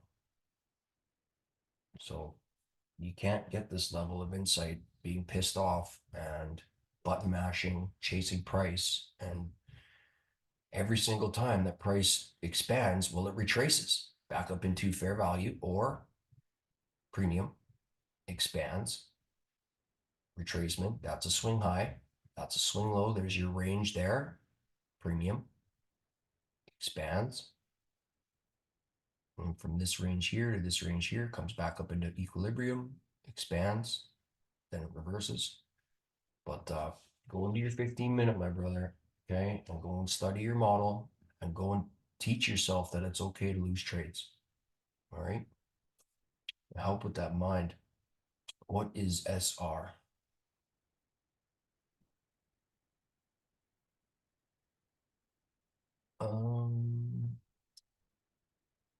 Support and resistance.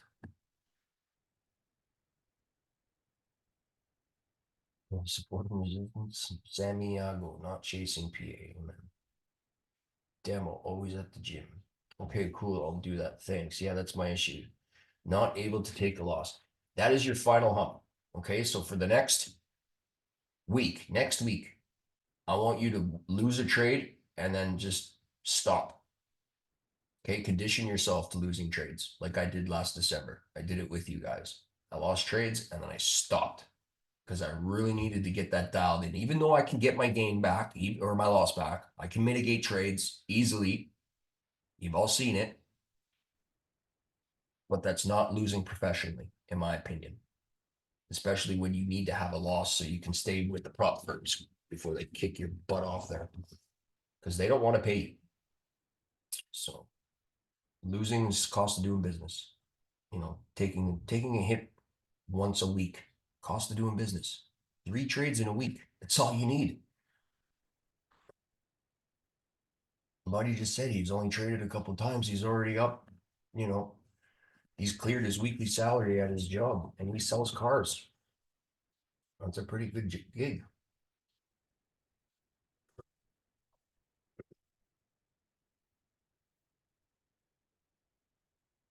Now, until that lunch hour low clicked in my brain, I was definitely looking at some pump side here just because of the market structure shift with the fair value gap on the 15-minute, but it's getting squished. So I was wrong. Ooh. Did I trade it? No, because I'm not taking trades at fair value. Taught my 17-year-old daughter the Matilda model after liquidity sweeps and during 7-11 a.m. She's doing better than me. Isn't it funny how you can just think you're just doing real good at something and then some 8-year-old kid just totally Michael Jordan's you? It's hilarious. She's doing better than me. Her discipline is inspirational to me. Hits the target, closes laptop, and doesn't look back. I'm not that disciplined. I enjoy watching the chart all day and playing a model when I see it. Ryan, that's so awesome. Did you hook your daughter up with Tanja or Tanya Trades? Has she been eyeballing her executions and stuff? She's such a soft-hearted person. Like Tanya, just like I would not refer your daughter to somebody if they weren't totally cool. And I believe she's ICT's niece, if I'm not mistaken. Just a guess. They're related somehow. I do know that, but I just don't know. I think it's his uncle's son's daughter or something like that. Not sure. I know they're related though. So Robbie, what do I do with you, man? What do I do with you? Hey, you're very welcome, bro. Shorty McShorterton for 91 points. Right on, guys. Right on. How's the pool?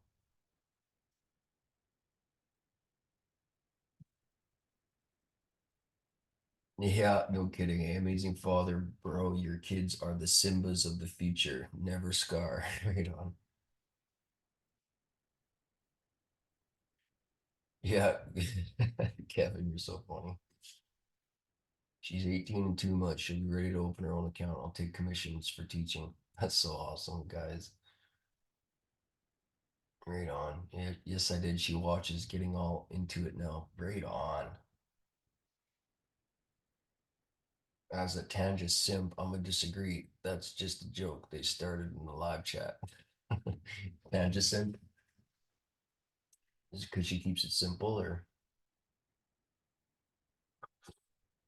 Reggie, how's your experience been? I want to hear from your broken English. I haven't heard you in a while. How'd you been this last week? Just 1 minute, friend. I just pulled up at home, mate. But I'll share my lovely experience in about 5 minutes, mate. All right. All right. Uh-oh, here comes Reggie.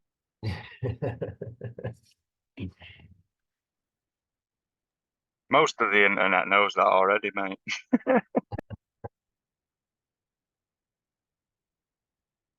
Yeah, JT, our police officer on duty here, he is a beast. One thing that people were doing before they came over here was they were doing moving average crossover flips, and full porting, 10 ticks, get out, right? And kept doing that. And although it was working great for, the ones who were using that, they would watch price run up 400 points or 300 points, ticks, whatever, just freaking move hard. And then they'd be like, oh, what's going on? So just a little tweak, and JT turned into an absolute monster. And that is pretty wild to see people take something that you teach and turn it into something so fabulous. Like this guy's copy trading 20 accounts all at once. Very low risk and high reward. Very cool. He's doing it right.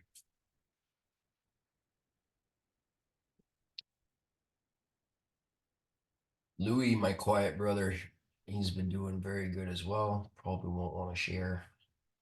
Got a lot of shy people in here. And literally, when I go through this list of people, like just about every single person here was or is going through the same thing as everyone else. And especially to anyone watching in the future, it doesn't matter what system you're playing, it's your discipline, it's you. It's you. You're the one screwing it up. So when you win, do you stop? Probably not. When you lose, do you stop? Probably not. So what's the problem? Well, you're not stopping. You don't know when to quit. Nobody told you not to trade all day or every day until you came around the inner circle. And once you guys get that down, A's, you'll be absolutely ripping it.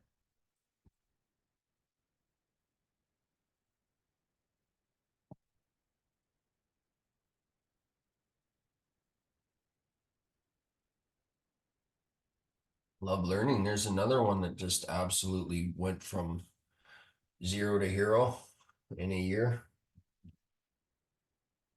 How have you been, love learning? Did you trade your live account yet? Or are you still waiting?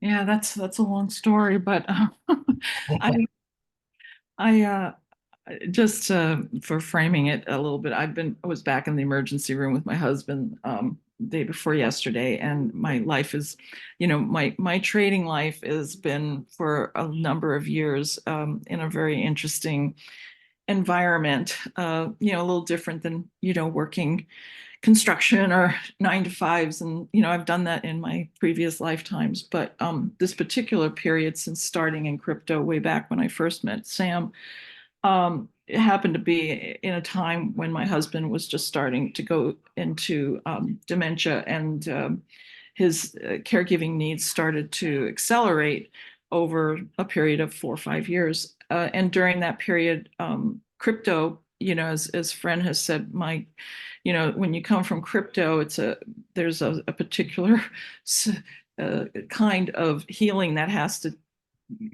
we have to go through, especially if we went through some hardships with that particular asset. which I did. But I was also in the charts for so long and in the crypto community that, my perspective has been pretty formidable. But it wasn't until Fren really described a picture of the difference between the crypto assets, including Bitcoin, and the Forex and other NQ, asset. And the day he showed me that, I knew immediately what he was talking about, and I had always thought that those markets were sort of, I guess you can say, out of my reach. I thought you had to have a broker, and even the ones who I heard that were in the prop firms, all they kept saying was, it takes a lot of time, it takes a lot of study, and it kind of kept making me think that it was out of my reach until Fren made it clear that it's not out of your reach. In fact, you've got the skill level because you've been in the charts for so long. So it took a little while for me to disengage from the addiction of crypto for me, because I was quite, I guess you can say, I'm not dissing crypto at all, or Bitcoin. I'm just saying that that particular market and how it functions was so embedded in my thoughts and my brain, my mind.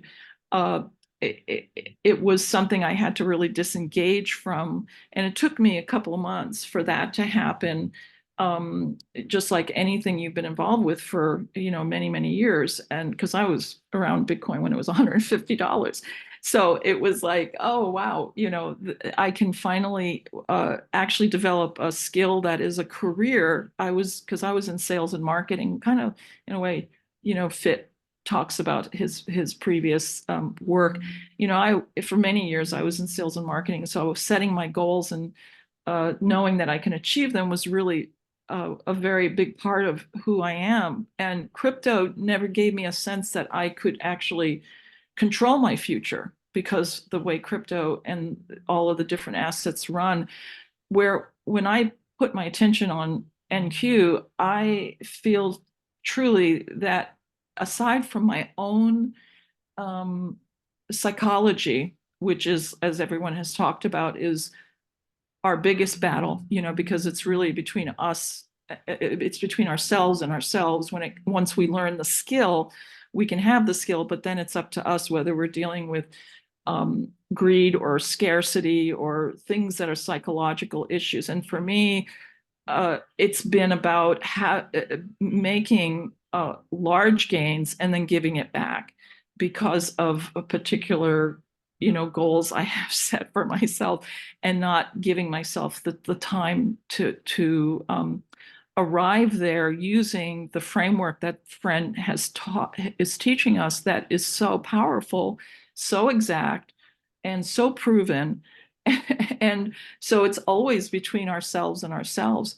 So I just wanted to say that I know, especially in the last, I would say, month, I am so clear of exactly how close I am to exceeding any financial income I've ever experienced in previous, I guess you can say, income generating businesses I've been involved in. And because of that, and because of my circumstances in caregiving my husband, I'm in this, I'm sometimes in a bit of a maze within myself, because I feel I have to accomplish this in a particular period of time, which is really my greatest weakness. And so it causes me to have to every day calm down, calm my thoughts, and bring myself to a place where I know exactly why I fail a particular outcome in a particular day. So it's getting real. It's like labor pains in pregnancy. I'm a girl. I'm a girl. I'm a female. So it's like the labor pains have gotten closer and closer and closer together. And this baby of accomplishment is just about there. And I'm so excited about that. It's just that I do have challenges mentally, emotionally because of my caregiving with my husband. And it puts an extra kind of challenge that is different than, let's say, a boss or negative people, in my life or anything like that. It's really about being in a 24/7 nursing situation and someone who, goes through, various levels of not only confusion, but not only confusion, but the responsibility of making sure he's safe and making sure that his body is staying strong and all those kinds of things. So it's so I just want to say that Fren believed in me, and when he gave me that gift, I felt I could put on the front burner after many years a goal, a skill goal, and make it my career. And I hadn't been there. I'm actually been in my own business for many years, and I've had a project I was working on. But even that was going to require a lot of hurdles of traditional startup things that have nothing to do with what the skill that Fren is teaching us, that allows us to really achieve something that is out in the world, and it's a big arena. The market, the assets are worldwide, and here we are learning the skill that people wish they had who are in it for years. And Fren's ability and his skill level of teaching us and supporting us and caring about us, as you've heard others say, is something I never dreamed would be possible. Meaning, I never dreamed it was going to show up. It was a real shock to me that this was happening in my life, and I want to thank you, friend, for believing in me, and I I know how close it is now, and it just So what you studied the markets with me for a year solid, 11 months, and just last month you became a funded trader. yeah. Life Yeah. is looking pretty sweet in regards to just this scenario, not anything external, but your trading career is starting to look pretty sweet. Yeah, yeah. When you realize that there are steps in between, and the buffer and those elements really are like almost like another level of securing what, as a business owner, as a trading business owner, it's one more step that has to be finished in order to really open your doors to your income at the level that we dream of. And to me, whenever I juxtaposition myself and say, so I know that once the buffer is in place and I have sufficient, range of risk opportunity, like just like we do when we have an eval, or just like we do when we, start out with our funded, that once we believe in our skill level, the ability, particularly with a couple of the prop companies, to take a daily or a weekly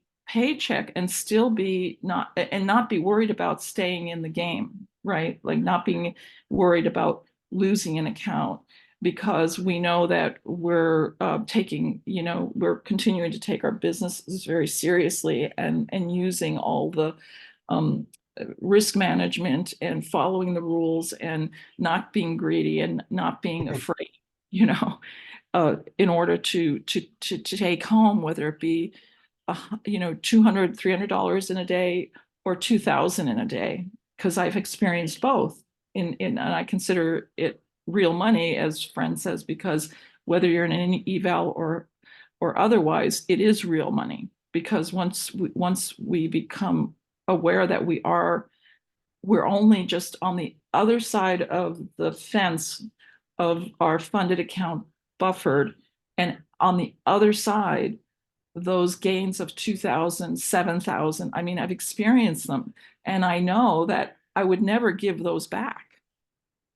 I would never risk giving that back. So that's what happens when, we're in our evals, and that's something to consider, is that, that is, and I think Fren has said it many times, that you have to look at your evals as if it's the real funded account, because if you don't, then, it's like we're playing Monopoly. We're not really taking it to the next level of what it's going to be like once we have a funded account. So there are steps in between that really you require, and that's having our community here is really been powerful in each of us supporting one another through the challenges that come up when we leave the live tape read and we're sitting with ourselves. We have things that we have to really accept that we have to deal with. And then when we have our purple community to interface with, it's something that doesn't exist anywhere else. I can tell you, this community does not exist anywhere else. There's nothing like it. Mhm, mhm. So thank you for letting me share, and I hope I didn't go on too Oh, good. much, but just thought I would. Good. Thank you for sharing. Just another testimony to somebody who has the odds stacked against them mentally in their personal lives, that is still just grinding through. It's like trying to drive through a tree, and a tree ain't gonna move, but somehow, some way, you manage to get on the other side. Thank you. You're very welcome. Thank you.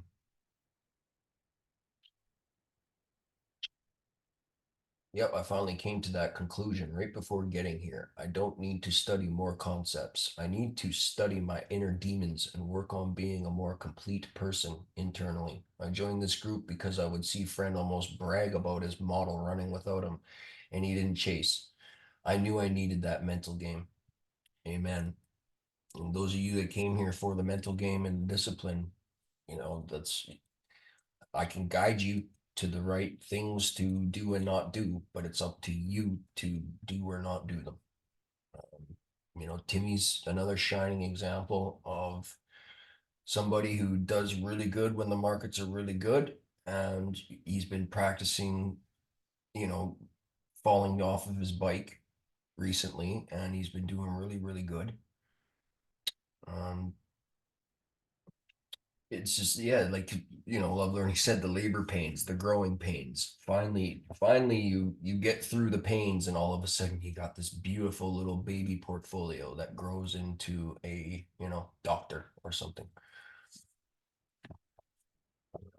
Thank you, Love Learning. Very professional mindset. Describe what we all strive to. Yes, Vipsy. Crypto Plumber says, good job. Discipline. That's right, masking. So we bounced Love off. Learning's a legend. Oh yeah. So we bounced off this 786 in this bullish order block. Now it's not the end of the world, but we're still ranging inside our internal range here. If it wants to take out that lunch hour low, we would want to see this candle one single clean pass through that sucker. Now we got 2 minutes and 53 seconds. We did come grab that. Okay, so we've got an outside trading candle here. So is it a reversal, or is the next 45 minutes going to tank?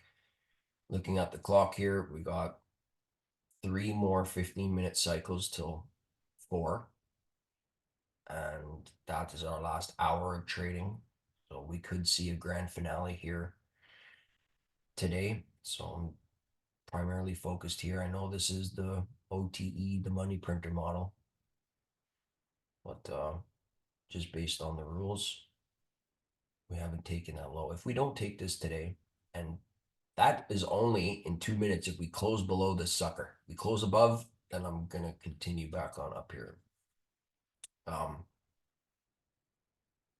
Yeah, so the rules, model 13, looking for that low to be taken by the end of the day. If not, likely Asia and into London could see some more dump side.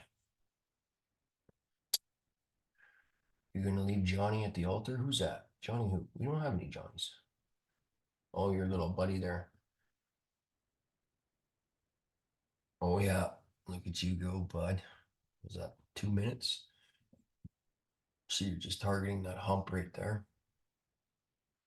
Is that 17,658? Yeah, I see it. Nice. Nice. Let's see if you can get it. If we close above that sucker, yeah, go up.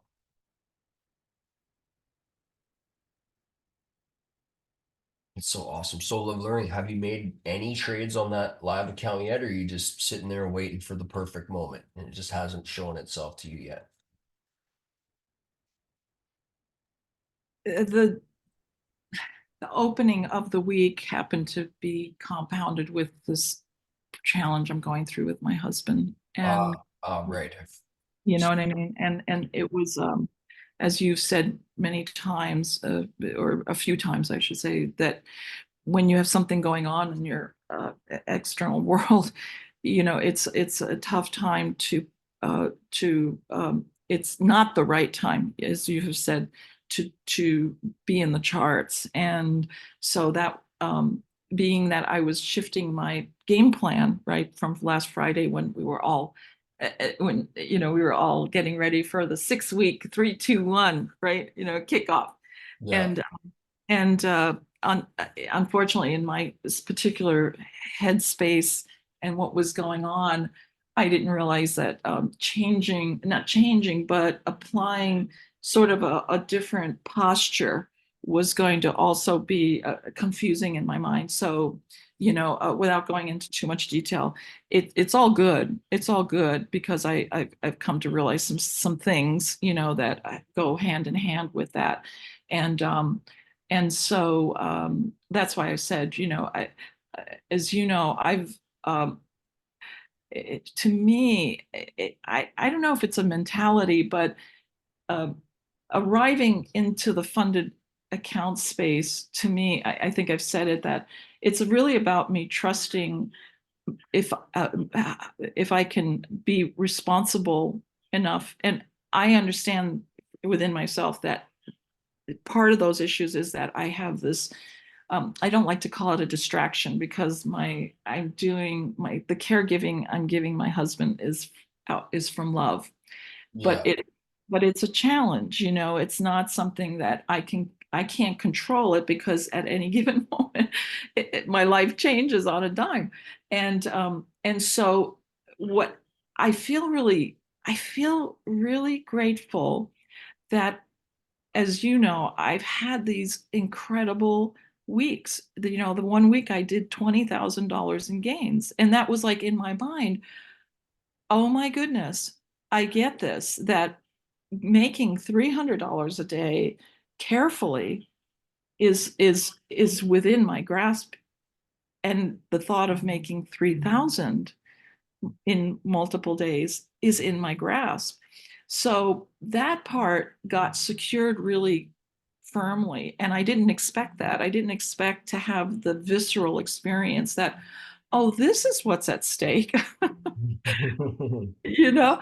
And now that I know that, it's really now about the refinement of what you've been really giving us the framework to work with the 6 week and the 3-2-1, knowing that we have other places we can visit as we move along. I mean, Fit is a wonderful example of someone who, as a businessman, took his portfolio to a whole nother level, and he was sharing that with us just recently. And it's admirable because he's replacing an entire family income. He has a full house. He's coming from a very secure income, and here he is establishing a portfolio and executing it after working real hard at all the things that we all are going through and have gone through, and then maintaining it carefully. And that's what I feel, we're, at least for myself, that's what I feel like on my way to being able to say yes to answer your question. Yes, that I'm, making trades in the funded accounts, and I'm getting my buffer built. It's just that it happened to fall on a very challenging week. So I feel like I'm going to have to be starting over a little bit, come next week. But I'm back in the saddle a little bit. But I'm a bit drained, and I'm working on next week as my day to really make big progress. So Awesome. yeah. So thanks for asking. Very welcome. I always know there's something going on when you're not messaging me as much. I always know there's something going on. Yeah. So, Yeah. well, it's such a beautiful sadness, but God bless you. Love learning you're a stand-up woman. Thank you. Very welcome. So I've taken a trade off this order block, and I don't know if it's gonna hit. It's a demo. I'm just gonna play the setup as it's supposed to be played. If it loses, it loses. Who cares? Right? That's how we have to look at it as. It's either gonna go up or it's not. So if you're gonna incur risk, you want to stick to it. But there's the setup right there. We're in a discount, bounced off an order block, made another order block, and let's see if we can get at least. So I've split my orders here. Take off the majority, just right there. So 68 ticks for 10 contracts. It's a nice payday. Just over a couple G's on that. And then I'll move my stop up and see what happens. But trust your setup, and if it gets you, then it gets you. On to the next one. But yes, thank you very much for sharing Love Learning. Brand, Looking if forward I to may squeeze, oh, yes, sorry. absolutely. What's up, bro? If I may squeeze a couple more sentences here before we let Reggie speak, but this, blowing evaluations and all, really narrow it down to having this enormous need on pressing buttons, chasing price, kamikaze trading. So with the plan you and I derived, and obviously you shared with others, of 3 trades per trade, it didn't really help with that need. So what I said to myself, well, I'm going to log out of Tradeovate. I'm going to log back into demo trading. And I'm going to try to bring that $25,000 account to $100,000. And that cured all that right out for me. Because if I can bring 25,000 to 100,000, well, I can open an account with a prop firm with my own $25,000 and the same way bring it to 100,000. So now I have 2 goals. I have a goal to pass evaluation, and I have a goal to bring a demo account to 100K from 25, which means quadrupling it. And that helped me with that urge to press, to be constantly in a trade, or so on and so forth. Okay. So if I'm not mistaken, I think one of the main issues that you were struggling with was accepting a loss for the day. So That too? the whole idea behind the 3 trades per week, 1 shot per model on your permitted trading day, was just to help condition yourself to the discipline and being okay with not trading, as well losing a trade, walking away, and on top of that all, learning what it is to lose over half your trades and still be up. So that's why that specific trading plan was designed for the impulsive strugglers. It was designed to help just recondition you for a little bit to the idea of being okay with losing, and also live through your own experience that you can lose lots of your trades and still be up, as long as you're not, impulsively clicking the button. But that's not a one size fits all. So if you've got something that you think is going to work for you, please absolutely check that out. So right on, bro.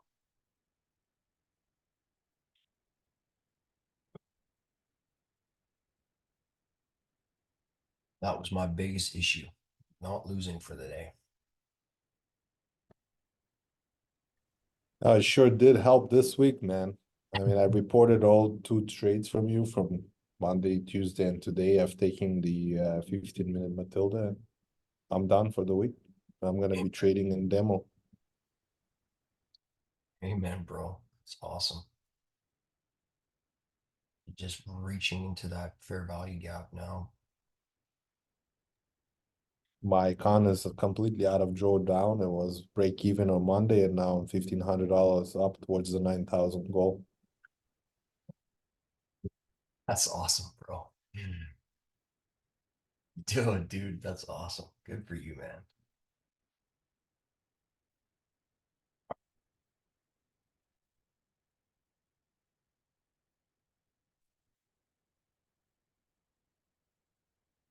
Ipsy markets will be there next week and the ones after that. Yes, sir. I think I kind of had that fear when I realized how easy it is to trade that I almost start telling myself again, this cannot be that it's gonna be there forever. You know, that's one of the reasons I think I was keep pressing the button, is because I couldn't really understand how easy it is and how a lot of people fail it. Just Not easy to, let's say, maybe put the trades, or but it's easy to make the money even when you demonstrate that even if majority of your trades are a loss, you can still make money. That's why all these traders are there. yeah. They're either doing a high strike rate and sticking to a model, or they're doing a high reward multiple and still sticking to a model.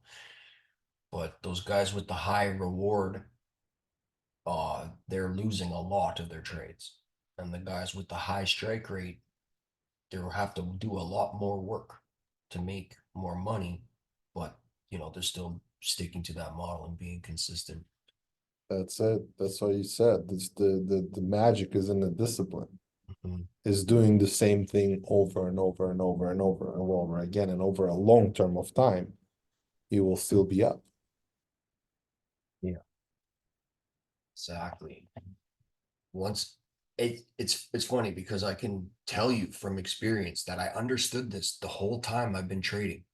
The whole time, the whole years I've been trading, I understood this, but it didn't actually click until about 6 months ago. And then it was like, oh my goodness, that's what the model will provide for you. A solid way to be up over time. Once that hit, I was like, oh my goodness, all of a sudden I became comfortable losing trades.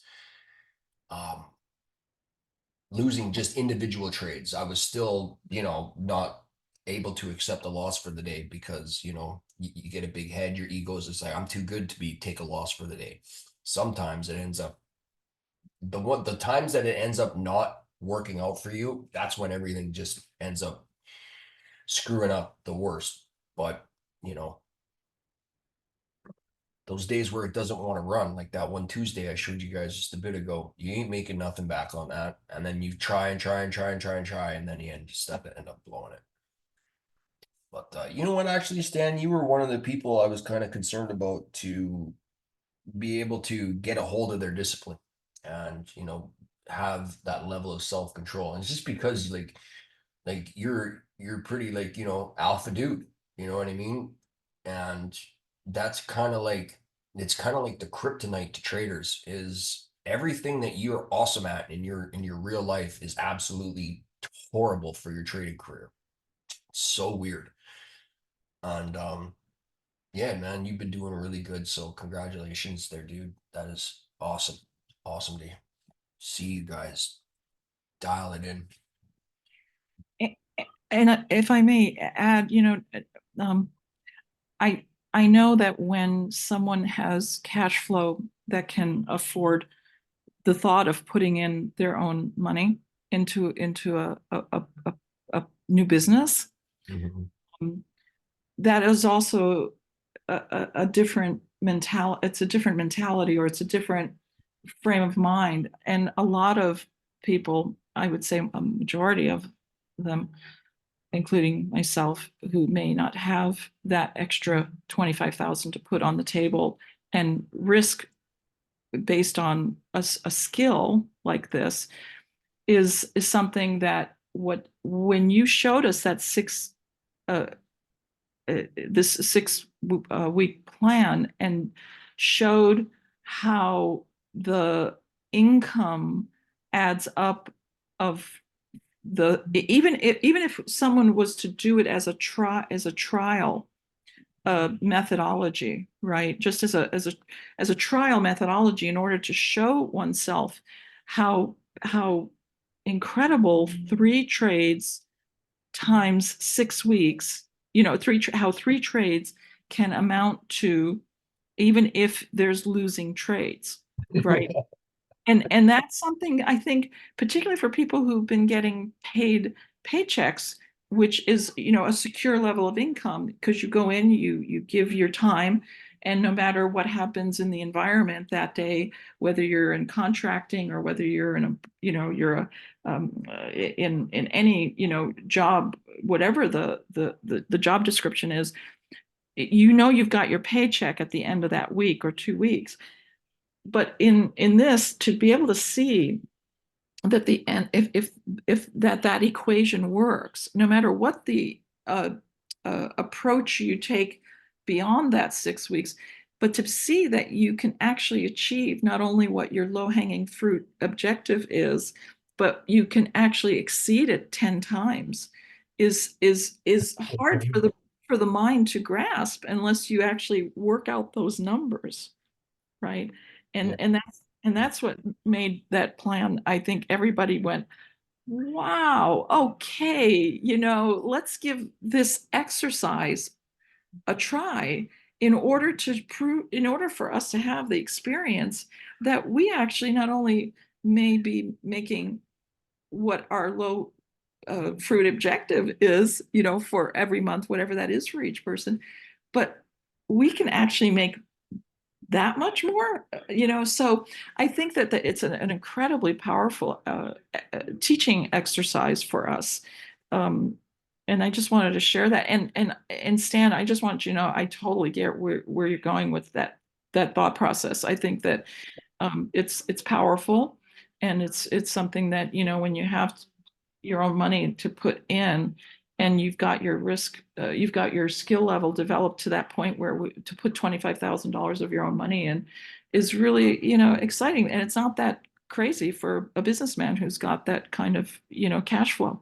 So, I applaud you for bringing your skill level to the place that you're bringing it. I'll look forward to hearing more about it as you go along, because I'm sure there are others who are maybe in your position, but then there's a lot of others who are coming off of paychecks, right?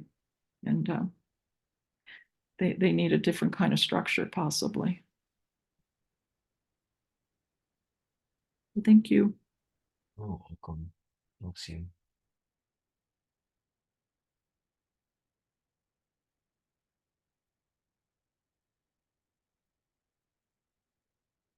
So 120. Will it hit?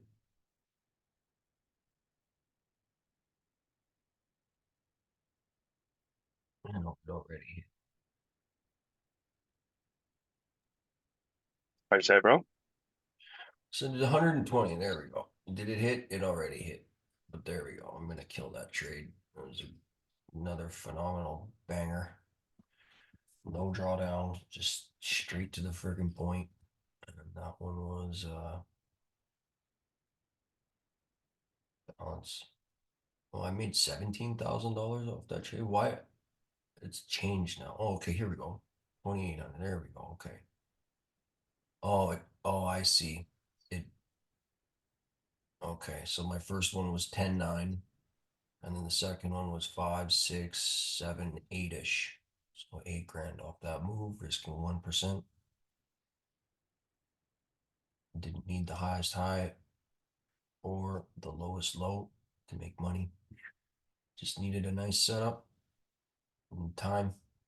on your side.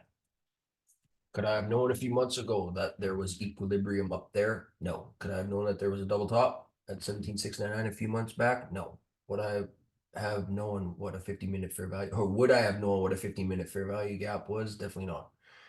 Words like Matilda, Stiletto, shout out to Timmy. Save me, Jake. Shout out to Jake Sully. Order filled. Shout out to Love Learning. None other like Reggie with his scientific targets that hit, Jesse with his discipline, and so many other great traders. Point is, we're an open book. Mr. Smurf is giving out gems. Our community is like no other. Master friend, you created this, brother. And it was a combination between Michael Huddleston, Sam Price, and myself. You know, the three of us, you know, Michael shared his discoveries, Sam created the community, and I just happened to crash the party.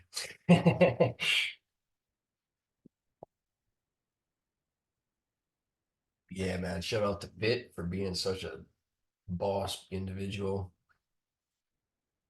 Point proven, master friend. Taught by none other than a master friend, baby. You hit your targets. Nice, nice. Yes, love learning. Very, very sweet. And we're all gonna make it. There is no reason why anyone in this Discord should be a losing trader. Like, there's, like Love Learning said, this doesn't exist anywhere. It just doesn't. I remember joining a signals group before I started trading for real myself. And it was just like, oh yeah, we all help each other out. We have education. We do this, we do that. Everything that Sam's group is, these other groups say that they are and are not. I felt when I joined Sam's group, I was like, oh, this is what it is. And so shout out to Sam Price for setting this all up for us. And if you want to get down with the Discord, we are at cryptolifer.com. Join today, join today, join today. This is where people are changing their lives. I joined Sam's Discord a year and a half ago, and I don't have a boss. So take it for what it is. God put me where I needed to be, and when I needed to be there. Amen to me. Right on, bro. This is Crypto Plumber. I just wanted to say shout out to all the guys out there and girls that just want to let you all know I've been in the background listening, but still trying to make you and Sam proud. So still working at it. I'll get there eventually, but I'm still there, 1 foot forward at a time. Amen, bro. You could do us proud by making a boatload of money and tipping well. That's it. Well, I already tip well, not as well as Sam, but I do. Yeah, But right. I just love how you became a part of Sam's group. His I don't know what you call it, but because you offer that different perspective, like Love Learning was saying with the NQs and all that. Always, I've done stocks and I've done like futures with different accounts, but never actually like charting futures. There's always like a flip of a coin. Is it going to go up or is it going to go down? But charting and anticipating and using it as a way to make money. And I think it's just such a great uh, thing because it frees you up. With crypto, as soon as you wake up, you're looking at your phone, looking at your charts and seeing what the price is of everything, especially all these degen coins and stuff. But with the futures and Qs and the SPY, uh, you're more set in your hours of the day. I think it allows you so much more freedom and less stress and just a easier way or a more simplified way to make money. So I'm glad you were part of that and you threw all that out because I don't think I would have went in that direction had you not offered your services. Right on, bro. I'm glad you're finding value here.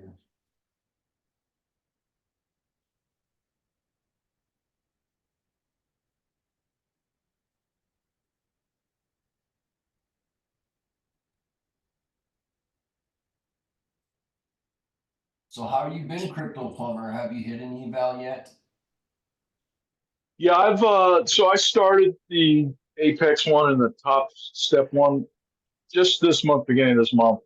And like everything, you do good at first, 'cause you take it seriously, and then I started watching these other YouTubers, and they were just like, "Yeah, go right at it, and just throw it all in there." What are you going to just pay another like a reset? So I took that mindset, and what takes you 3 days to accumulate, you can lose in 10 minutes and less. And so I took a few days off. I'm like, man, I'm not going to waste all my time doing that. And so this week I took it seriously. And so like today, I've got the two go. I got 200,000 K, 200K vals going, and did 170 on another one, 180 on another. And I'm like, that's it. And even though FOMO steps in, it's like, man, I could have just let this run. I just said, no, that's all I felt comfortable with. And I just went and did other stuff, went to work and, other things. But that's where I'm at now, just working on that FOMO and that greed, because, man, I tell you what, like, that's always been an issue with me trading. And, even with this, it'll take something good and it'll just destroy it in 10 minutes. Yeah. Yeah. Amen to that. So my bottom call on Bitcoin was turtle souped. See what I mean about order blocks, guys, on Bitcoin? It's sketchy. So call it again. Daily bottoms is hilarious. Oh, right on, plumber. And curving that freaking discipline is just, it takes a little bit of time, but you'll get it. You'll absolutely get it. Yeah, it does take time. And one thing I stopped doing as well is I don't really leverage trade all the anything other than Bitcoin these days. I just find out nothing worse than you're trading Solana or anything else, and then Bitcoin tanks and your whole trade goes right down. So I thought, might as well just trade the big dog and just stick to that. And there's so many opportunities in the day to trade Bitcoin and make money that there's really no reason for me to even try to trade anything else. No, long-term spot, yeah, no problem. But like leverage trading, Yeah. I only will do Bitcoin and the NQs and the SPY. I'm the same way, man. I was doing some altcoins, but once Lunic made my money printer or the ICT optimal trade entry, and it looking like a daily bottom, and once it didn't do that once it didn't follow through, and even though it went up to my entry 3 freaking times, and I could have terminated and mitigated, it collapsed. And it was like 4 p.m. It was like, what are you doing still running? That was it. That was the end of alts for me for leverage trading. It was annoying. And even though I made a boatload of money off of nothing with Lunic a couple Christmases ago, it's still like you can trust BTC. No stop loss, no liquidation price. It goes down, you add, it goes up, you take profits. So easy. Hey, Master Friend, What's up, bro? you haven't let us talk in so long. I could go on forever, but if you could allow me a quick 2 minutes. Oh, go ahead, bro. I just want to really point out, like, my journey real quick. I came in through the lifers. I just really want everyone to understand when it comes to crypto, you're not going to find anyone that's going to put the hard work like Sam Price. The man has gone live over 1,000 days, never missed a day. So when you talk about you want to save time, you're going to save time. You don't have to do research. Not that you shouldn't, because if you're not, then you're not going about it the right way, in my humble opinion. But no one's gonna do research like that man does. He lives it, he breathes it, and that's all, what he's all about. His So if you blood. want a shortcut to crypto, that's the man. Now, Master Friend has a leverage class as well. So if you're gonna use his tools that he learned from the great ICT, God bless that man, you're not, if you're going to use it for the degen coins and all of that and the altcoins, it might work out 1 or 2 times. It's not going to work out 3, man. It's not meant for that. But he does offer a zero liquidation leverage class that's where I found NQ through. So I took that class. That, in my humble opinion, that prepped me to understand what liquidation was, to understand what a 786 retracement was, what it was to look at the daily expansion and the weekly. Then I progressed to the NQ and learning the ICT concepts, fair value gaps, where there's vacuums and you know what I mean, displacement. And that's when you start accelerating. So I humbly believe that a lot of people just try to rush it. My personal, at least that's what it took for me, but it was a consistent progression of I came in through Sand Price. I understood what candlesticks were. I understood what retail minds were thinking, respect to them, but like how certain things were moving. You know what I mean? And then bam, I learned the other stuff. So it was just a beautiful progression. And, you know, if you're into crypto and that's what you're going to do, Sam's the man. If you're thinking of doing some other stuff and you want to play with the big boys in the NQ, that's the way. That is me personally. I was putting in 50, 60, 70 hours a week if I had to, because I had to make sure my staff was well taken care of. And I did it. You know, it's not that I'm lazy and I wanted to not work, but hell yeah, who wants to be stuck 40, 50, 60 hours a week at a job? This gives you the liberty. You know, I had trouble hitting a trade in 7 minutes and I got the rest of the day. I didn't know what to do with myself. But that's the time you take to study and do things like that. So just had to put it out there, man. Like, if you're into crypto and you want a shortcut on time, like I was lucky enough to find Crypto Lifers when everything was horrible. And Sam was still positive, putting that energy out there. You felt the vibrancy. Fucking lemon water, baby. You know what I mean? Just that energy. And he kept it positive and he taught everyone how to buy the dip. If you aren't an investor, that man's the brain when it comes to investing. You know, he'll tell you what projects are long term, what you should get the hell out of quick. And, you know, like we're just bulletproof, man. This group is like none other. So sorry, I'm gonna stop now. God bless y'all. Thank you. God bless you. Word up. I'm glad I closed that trade when I did. Yeah, that's definitely something. I don't know if that was Sammy who was just speaking, but you know, so many times like you go in, you look at a chart, and you just happen to open it up. You know, you do your little thing, and then 5 minutes later, you're in a trade. You knock it out, and it's like, okay, what do you do? What do you do now? You know that now you got the whole day, and you know, and most of the time I can catch myself when I go charting or I'll just go make some money plumbing.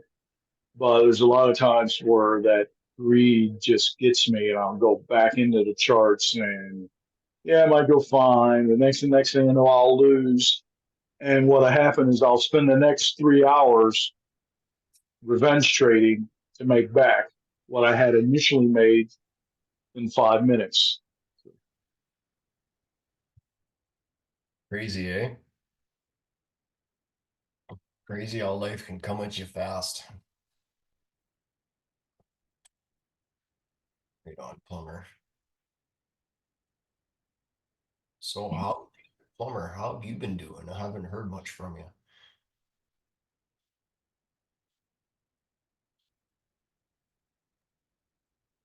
Were you talking to me?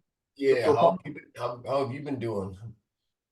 Well, I've been doing fine. You know, like everybody else, we go through our little things in life and stuff. Like, you know, I had to get my wife a car last weekend, Saturday, because somebody did decide to run into the back of a hearse. And, it's like I always think, like, you don't expect to buy a car certain times of the year, especially interest rates high and everything.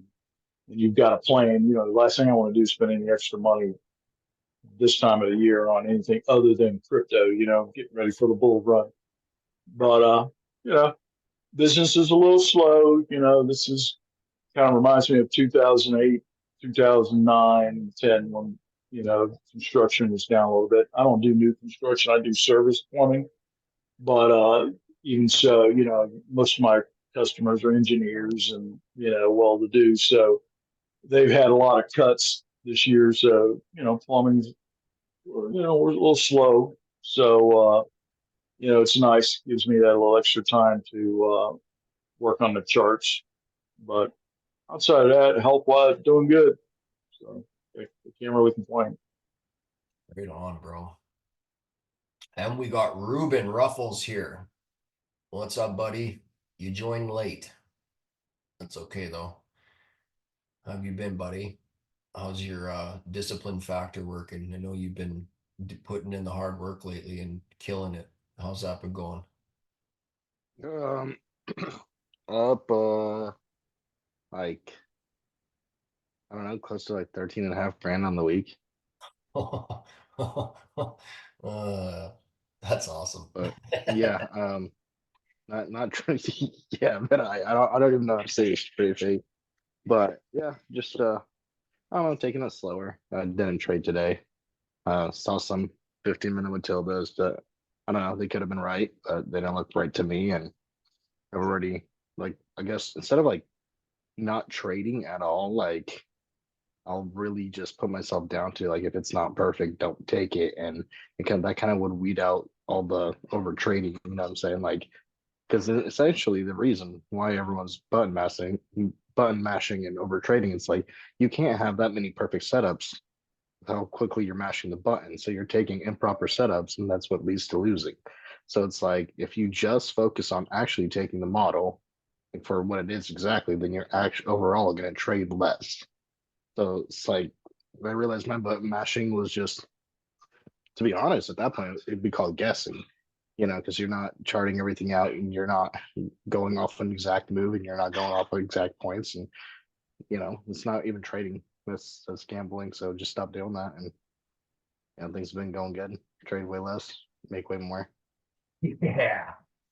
Right on, bro.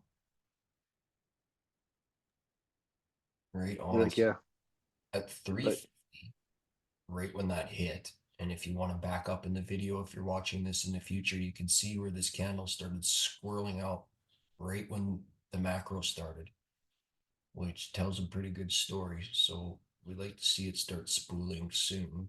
Now, the reason why when we were here, and I was saying it's a good thing I closed that trade, is because we couldn't close a candle back above half the fair value gap there, which seems, which indicates that there could be some downside.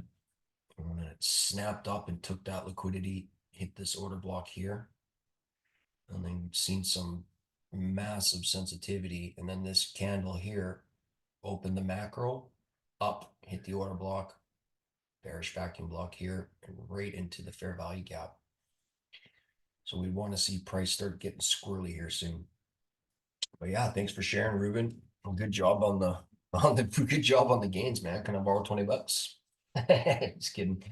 Yeah, I mean, it's pretty much all eval, not touching the funded right now. So I'm just, just gonna keep. I mean, I'm actually about to press in the second 150K take profit account in the 5 days. Like, I'm gonna hit that 9K target. And I mean, I think yesterday it took one trade, and Monday I took two, so I'm 3 for the week and like 7.5 grand. I mean, no, that's almost 9 grand because I was down about 2,000 on that account. So, and yeah, so pretty much 4,500 maxed out both days. That's 9 grand in 2 days. Dude, that's awesome. Yeah, and then like today is just like, what would I do? I did play a little more because my account was looking good, so I played 6 contracts, rode that up to 60. A little bit of fear kicked in, sold half, and let 3 run, let 2 run to 100 ticks, And at 100 ticks, I closed 2 more contracts, and then I let one run. And I think we topped out like 321 ticks at one time there. So it was good. I mean, there's good trades and there's not good trades, and I kind of see, you forcing. I want to say forcing trades, just like you see, like in the PM session, it's so much harder to see them as clearly. Like 7 and 11, like you get 15-minute Matildas that like if you just joined this class and saw 10 pictures of a Matilda, you'd be able to see it because it's so perfect. And I take those. Amen. Yeah, it's a lot easier not to trade when you've already made money. But then when you also made like pretty decent money, like you don't want to give it back. Like I don't even want to give the brand back. So it's like I'm not taking any trades. And cool, like we had a 40 tick stop. Like okay, it is what it is. I actually set up the trade and just walked away from my phone. Like, oh, okay, well, I got stopped out. Then like you don't even care about it, which is nice. I think that's what big goal. Just not caring as long as you see your model the way that it is, as perfect as it is to you, you take it, you set, your convictions of your take profit and your stop loss and let it go. Like I've killed myself so many times taking profit early and closing uh like trades short. Just when like I had 40 ticks and I hit 35 and I freaked out and closed it, and I hit 38 ticks, never closed, never would have stopped me out, and then would have went back the other way. So trusting yourself, trusting the model. It's been a long road to get there. You think it's so simple. It sounds so simple, right? But yeah, dude, banging my head against the wall there for a minute. And then I think, yeah, I don't know. It's like after all the excitement and everything wears off, and you actually start making money. Like, yeah, like you could blow up a eval or whatever, but it's just like I'm consistently making this money. So instead of accidentally doing it 1 or 2 days or 3 days or here or there, it's like, and what I'm seeing is like for me, I'm consistently making money. Yeah, I'll have losing trades and losing days, but like overall, like I'm profitable every week, So it's like by just following the model to my best ability to what looks perfect and what is perfect to me. And it always pays. Like, I mean, what one trade 100 ticks, 120 ticks. That's three contracts. That's grand, 2 grand, 3 grand a day. And you don't need to do a day. You probably just need to do what, maybe 5 days out of the month of making $1,000 a day, which is not unheard of. So there you go. That's 5 grand. Just take it into perspective, and instead of like today or this week, if I need to make this much, just like look at what you're making over a month span, and like Exactly. And yeah, if this was my funded account, man, I'd probably take the rest of the month off, to be honest. Just because that way I know all my bills are paid and like all my stuff's covered. And once that's done, I'll probably when I take my first payout, I'm probably just gonna stop trading for about a week or so if I can. But we'll see if I can, I guess. I love the charts too much. yeah, no kidding. And you reminded me of something that Sam said on the live today, and he nailed it right on the head. One swing sunk that nail deep. Once you start making a lot of money, you don't want to give it back. Like you start making thousands, tens, hundreds of thousands, even a million. And I was mentioning this last week, when you start making stupid amounts of money, you'll go, okay, well, I have enough to risk that trade. I have enough to take another trade here. Oh, okay, now I'm out of rounds out of my chamber. So I'm just going to borrow a bullet and pull the trigger again. Well, I just made $30,000 last week, so I can take another $7,000 hit. You keep doing that while you're in kamikaze mode, and you're not procuring what you've gained so far. You're looking at it as an expense, and you don't want to do that. Like you said, you want to make sure that you're keeping your gains and only risking a small amount of what you're making. Yeah, you don't want to freaking give it back. So right on, buddy. Kevin, peace out, bro. Have a good rest of your day, man. Well, Much love. and friend, I think a big thing too is scaling. So we always talk about like if you're losing, just scale down. Like what I've started doing too is when I start winning, I start scaling down. Like I took the 6 contract trade. My next trade was a 3 contract trade. Right My on. next contract, my trade after that was a 1 contract trade. Because even if it goes against me, I don't want to give back any of that I've already made. So yeah, if I have 1 contract that runs for 200, 300 ticks, woohoo, I just put a bunch more money in my account. If it goes down to 40 ticks, then it's 1/6 of what I would have lost with what I was pushing earlier. So even if I'm highly convicted in that trade, then I'll probably still take it. But then if it does go against me, I'm losing, maybe a couple $100, maybe $200 or whatever, versus me losing, thousands on, Yeah, what's 6 man. contracts on 40 ticks, So Exactly. Oh, what do you got here, Timmy? You got a screen record?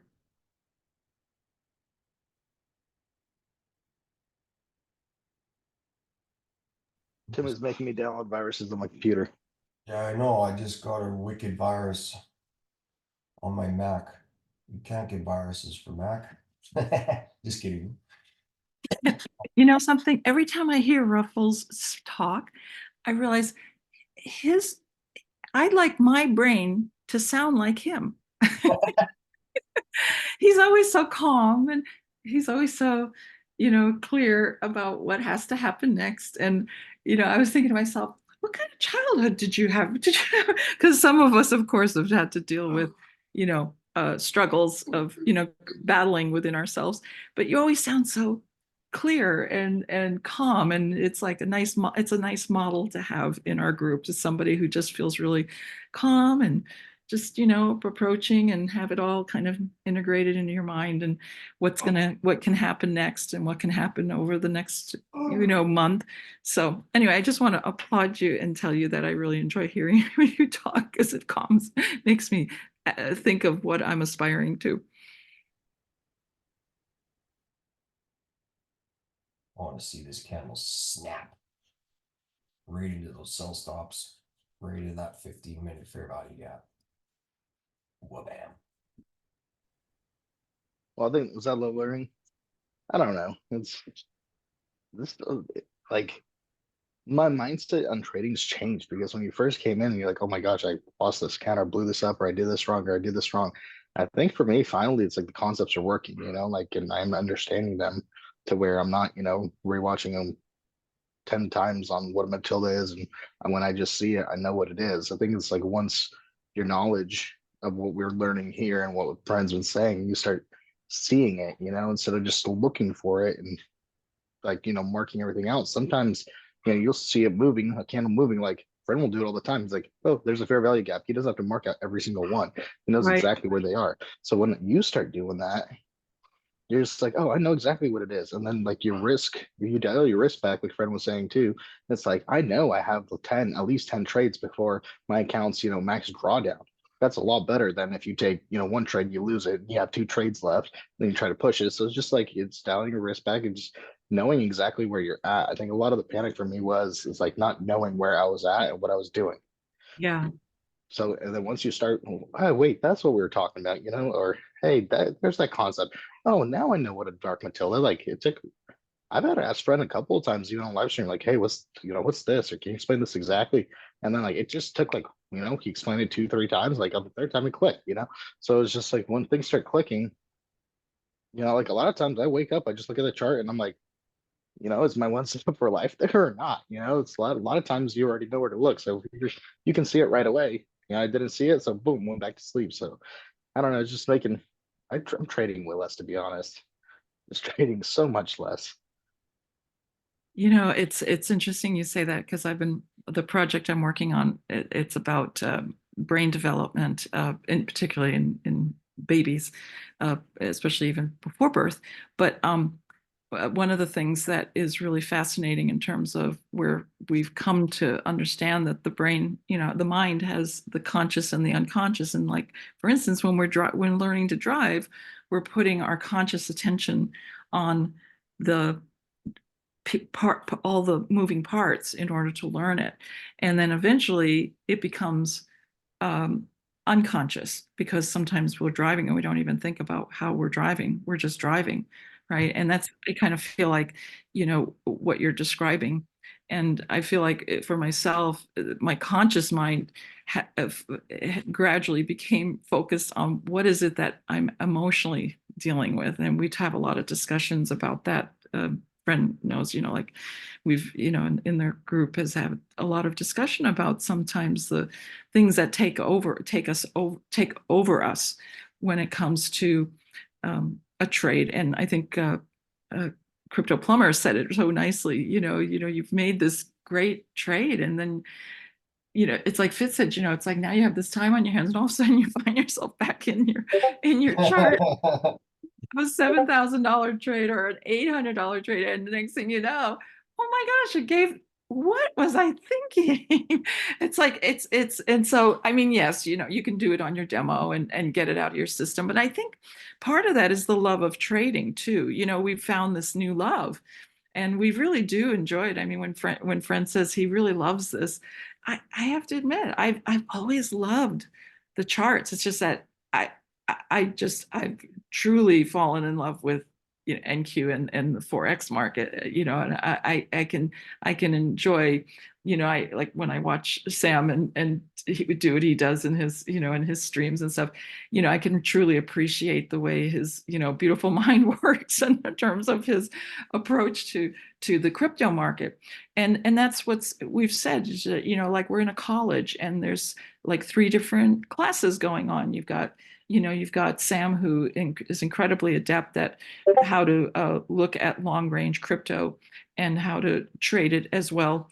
And then you've got Lev Mastery, which is a beautiful classroom. And then you have the Forex Friends classroom. So it's like we get to delineate what we enjoy, and when the students come together, they all have different characters and different ways that they enjoy trading. But if you love trading, if you really love it, it's sometimes hard to stay away from it. You enjoy it so much, and there's something about it that that is a joy to be learning. And so yeah, so I hear you, Ruffles.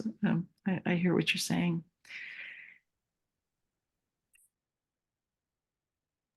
When I first started trading, I mean, I trade Asia. I trade all night. I'll trade the next morning. I've stayed up a couple of days just trading every single market, and it did not work out good. So I think for me, it's like I think of this trading as like karate. You're gonna learn some things, and then you're gonna pretty much be tested on those skills and your own test. Do I know these things? Do I know these things? So like you just progress in the training, and I think you progress as a NQ trader just like at any job. I mean, to be an engineer, it takes 4 years of college. There's an engineering thing, that you just know your stuff. Oh. So just getting more knowledge. ICT Model 13 complete. Lunchtime low rated. That was awesome. Sorry to cut you off, Ruben. That was just No, it's all good. No, yeah, I know. I was just waiting for you to jump in actually, because I was watching the same thing and I'm like, maybe I should stop so you can say something. But no, it's just how to trying to just. I think for me, it's like, hey, we'll learn what the basics of what Master Friend's teaching. Once I know, what a one setup for life is. Once I know how to identify Matilda. Once I know how to execute in 7 to 11. Once I know the base, like the things that he's teaching, that's the minimum one I need to know. If I want to do more, trading, like for myself, I need to master all that first. And then that way, I think a lot of it, like I jumped ahead of where my knowledge was at, because you always want to get in and start trading, and sometimes that's where you screw yourself. So it's just everything that Master Friend's teaching us. That should be the bottom. That should be the foundation of everything else you do. So it's like if you're trading an Asia session, well, that's not what he really teaches, right? He teaches us 7 to 11, and once I started just doing 7 to 11. It takes out so many mistakes of like what you could possibly have and reversals. Like if you look at how many times a Matilda will play out in the 7 to 11 or a unicorn or something will play out, the probabilities are even higher than any other time of the day. So if I'm trading Asia, then I better know how to make money on 7 to 11, do a consistency and consistently, and be able to take winning trades, be able to take losing trades, stay within my goals, stay within my means. And the hard part is because you lie to yourself and you cheat yourself, because you're the only one that's going to really control yourself. And that's your friend, no matter how much like we, moan and cry about, oh, I'm over trading. It's like it's just you're the one that's doing it. Just stop doing it. Well, why are you doing it? For me, I'd ask why, why was like I doing it? Oh, because I wanted to make more money because I love trading. But then if I looked at monthly numbers, I'm actually hurting myself. So it's like, would I want to do something that keeps on hurting me, or do I want to do something that keeps on paying me and doing good for me, and let me master those things first before I try to do other things? And that's when I went back and just literally like, do I know what a 15-minute Matilda is? And once I knew it like the back of my hand, guess what? That's what I started hunting, and that's what I look for. And that's like pretty much becoming my like sole model, to be honest. Like just because it pays so well, and it's so easy to see. Like, yeah, it's like and then okay, well, once I learned exactly what that is, what's a unicorn? What's the 2022 model? Okay, well then learn the 22 model from A to Z, know it like the back of your hand. Now you're like a sniper with two different strategies. And then you just add another one, but once you've mastered the one before. And that once that finally set in, then that's when I kind of slowed down a little bit, because a lot of times we all say no model, no play, but we play no model more often than we do play a model if you're mashing the button. Amen, bro. Maz King, being a part of a profitable group is doing great things to your mindset without you even knowing it. Suddenly, you're trusting yourself more. Amen, bro. Jake Sully, I think taking a lot of good trades makes you feel like you're invincible and start trading outside of trading hours or not trading our model. And then this is when we are in trouble. Amen. Timmy, those are my trades for today. Oh, okay, cool. I have a Mac, so it operates different. And I'll check out your little video after I shut her down here. Fit, bang, fire, but long now. No, don't long now. Don't do that. No, you want to move the goalpost.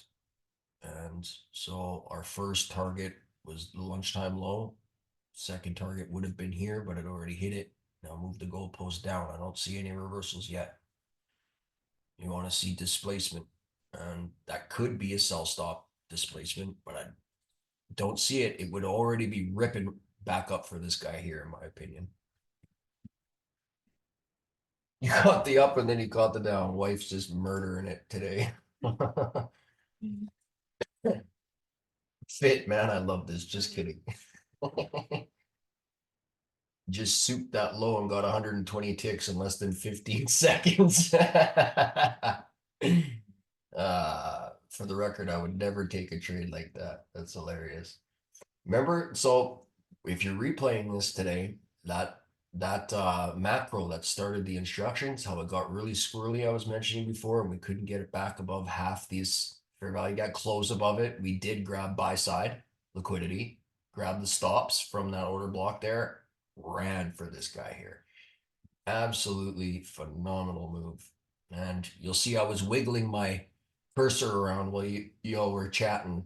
So if you're watching this in the future, you can see where I'm like, come down here, come down here. And then boom. So that was fun. I love when that happens. Boom, 2.5 standard deviations from Asia. Nice. Nice. Just demo. Yeah, when you guys say that, it makes me cringe inside. It's not just demo. That's your skill. Think about it like this. You get a pro account. You pass an evaluation, right? Guess what? You're in demo. Who cares if it's demo? The skill is real. But thank you for your words, Ruben. I appreciate it, bro. Well, on that point too, I stopped doing the same thing because I said I make 13 and a half grand pretty much in 2 days, but one of them's an eval. I don't count it as an eval. Your eval becomes a funded account, and your funded account's your funded account. So if you just clicked a different button and just used a different sequence of numbers, which is your accounts, and you took that same trade and you made 4 grand on it, you still, that's just a difference. It's like it's all the same though. Your eval account will be a funded account. You're funny. So it's just this trading doesn't change at all from account to account. It's like whatever you're gonna do on one, you're gonna do on the other. So it's yeah. So if you've made that on eval, and that's the money that you made. If it says green and you're trading for your trading there, that's the amount of real money you made. Because evals, how long are you gonna be doing evals? You're gonna pass the eval, okay, now you're a funded account. how long did it take you? 5 days, 10 days? So everything's a funded account. Treat everything as a funded account because that's what your goal is. If you're just like, oh, it's just an eval, well, then you're almost thinking of it like, oh, this is gonna fail. Every one of my evals, I'm like, dude, that's a funded account because that account's gonna bring me back money, and I'm gonna make my whatever subscription on it, and I'm gonna make even more money to get payout. That's what an eval is. It's a promise of a funding for me. So it's like, don't eval is not an eval. That is your literal jump through a 5 day hoop and you have now you're funded. So there is no such thing as eval. They're all funded. You paid money for it. It's a funded account. You funded something into it. Don't ever take an eval lightly. Take it just as seriously as every other account because that will either one take $200 from your however much you paid for it because you just don't care about it or you act foolishly with it, or it's going to be an account that's going to turn into a funded account that's going to pay for all your other funded accounts in the future, and then you just snowball that effect while taking fat payouts and having more accounts. Exactly. That's the way. Your habits do follow you. Funded is another beast. If you can't carry the good habits, no bueno. Practice makes perfect. I demoed after I hit my target in the morning. 635 ticks on the demo short. Amen, masking. That is great to see you do that. You're about to cash in a very, very good ticket there. Right on, you guys. God bless you all. Thank you all for joining. I appreciate you all sharing your stories. And we'll see you tomorrow. Catch you on another live. God bless you. You're very welcome. Have a great rest of your day, guys. Peace.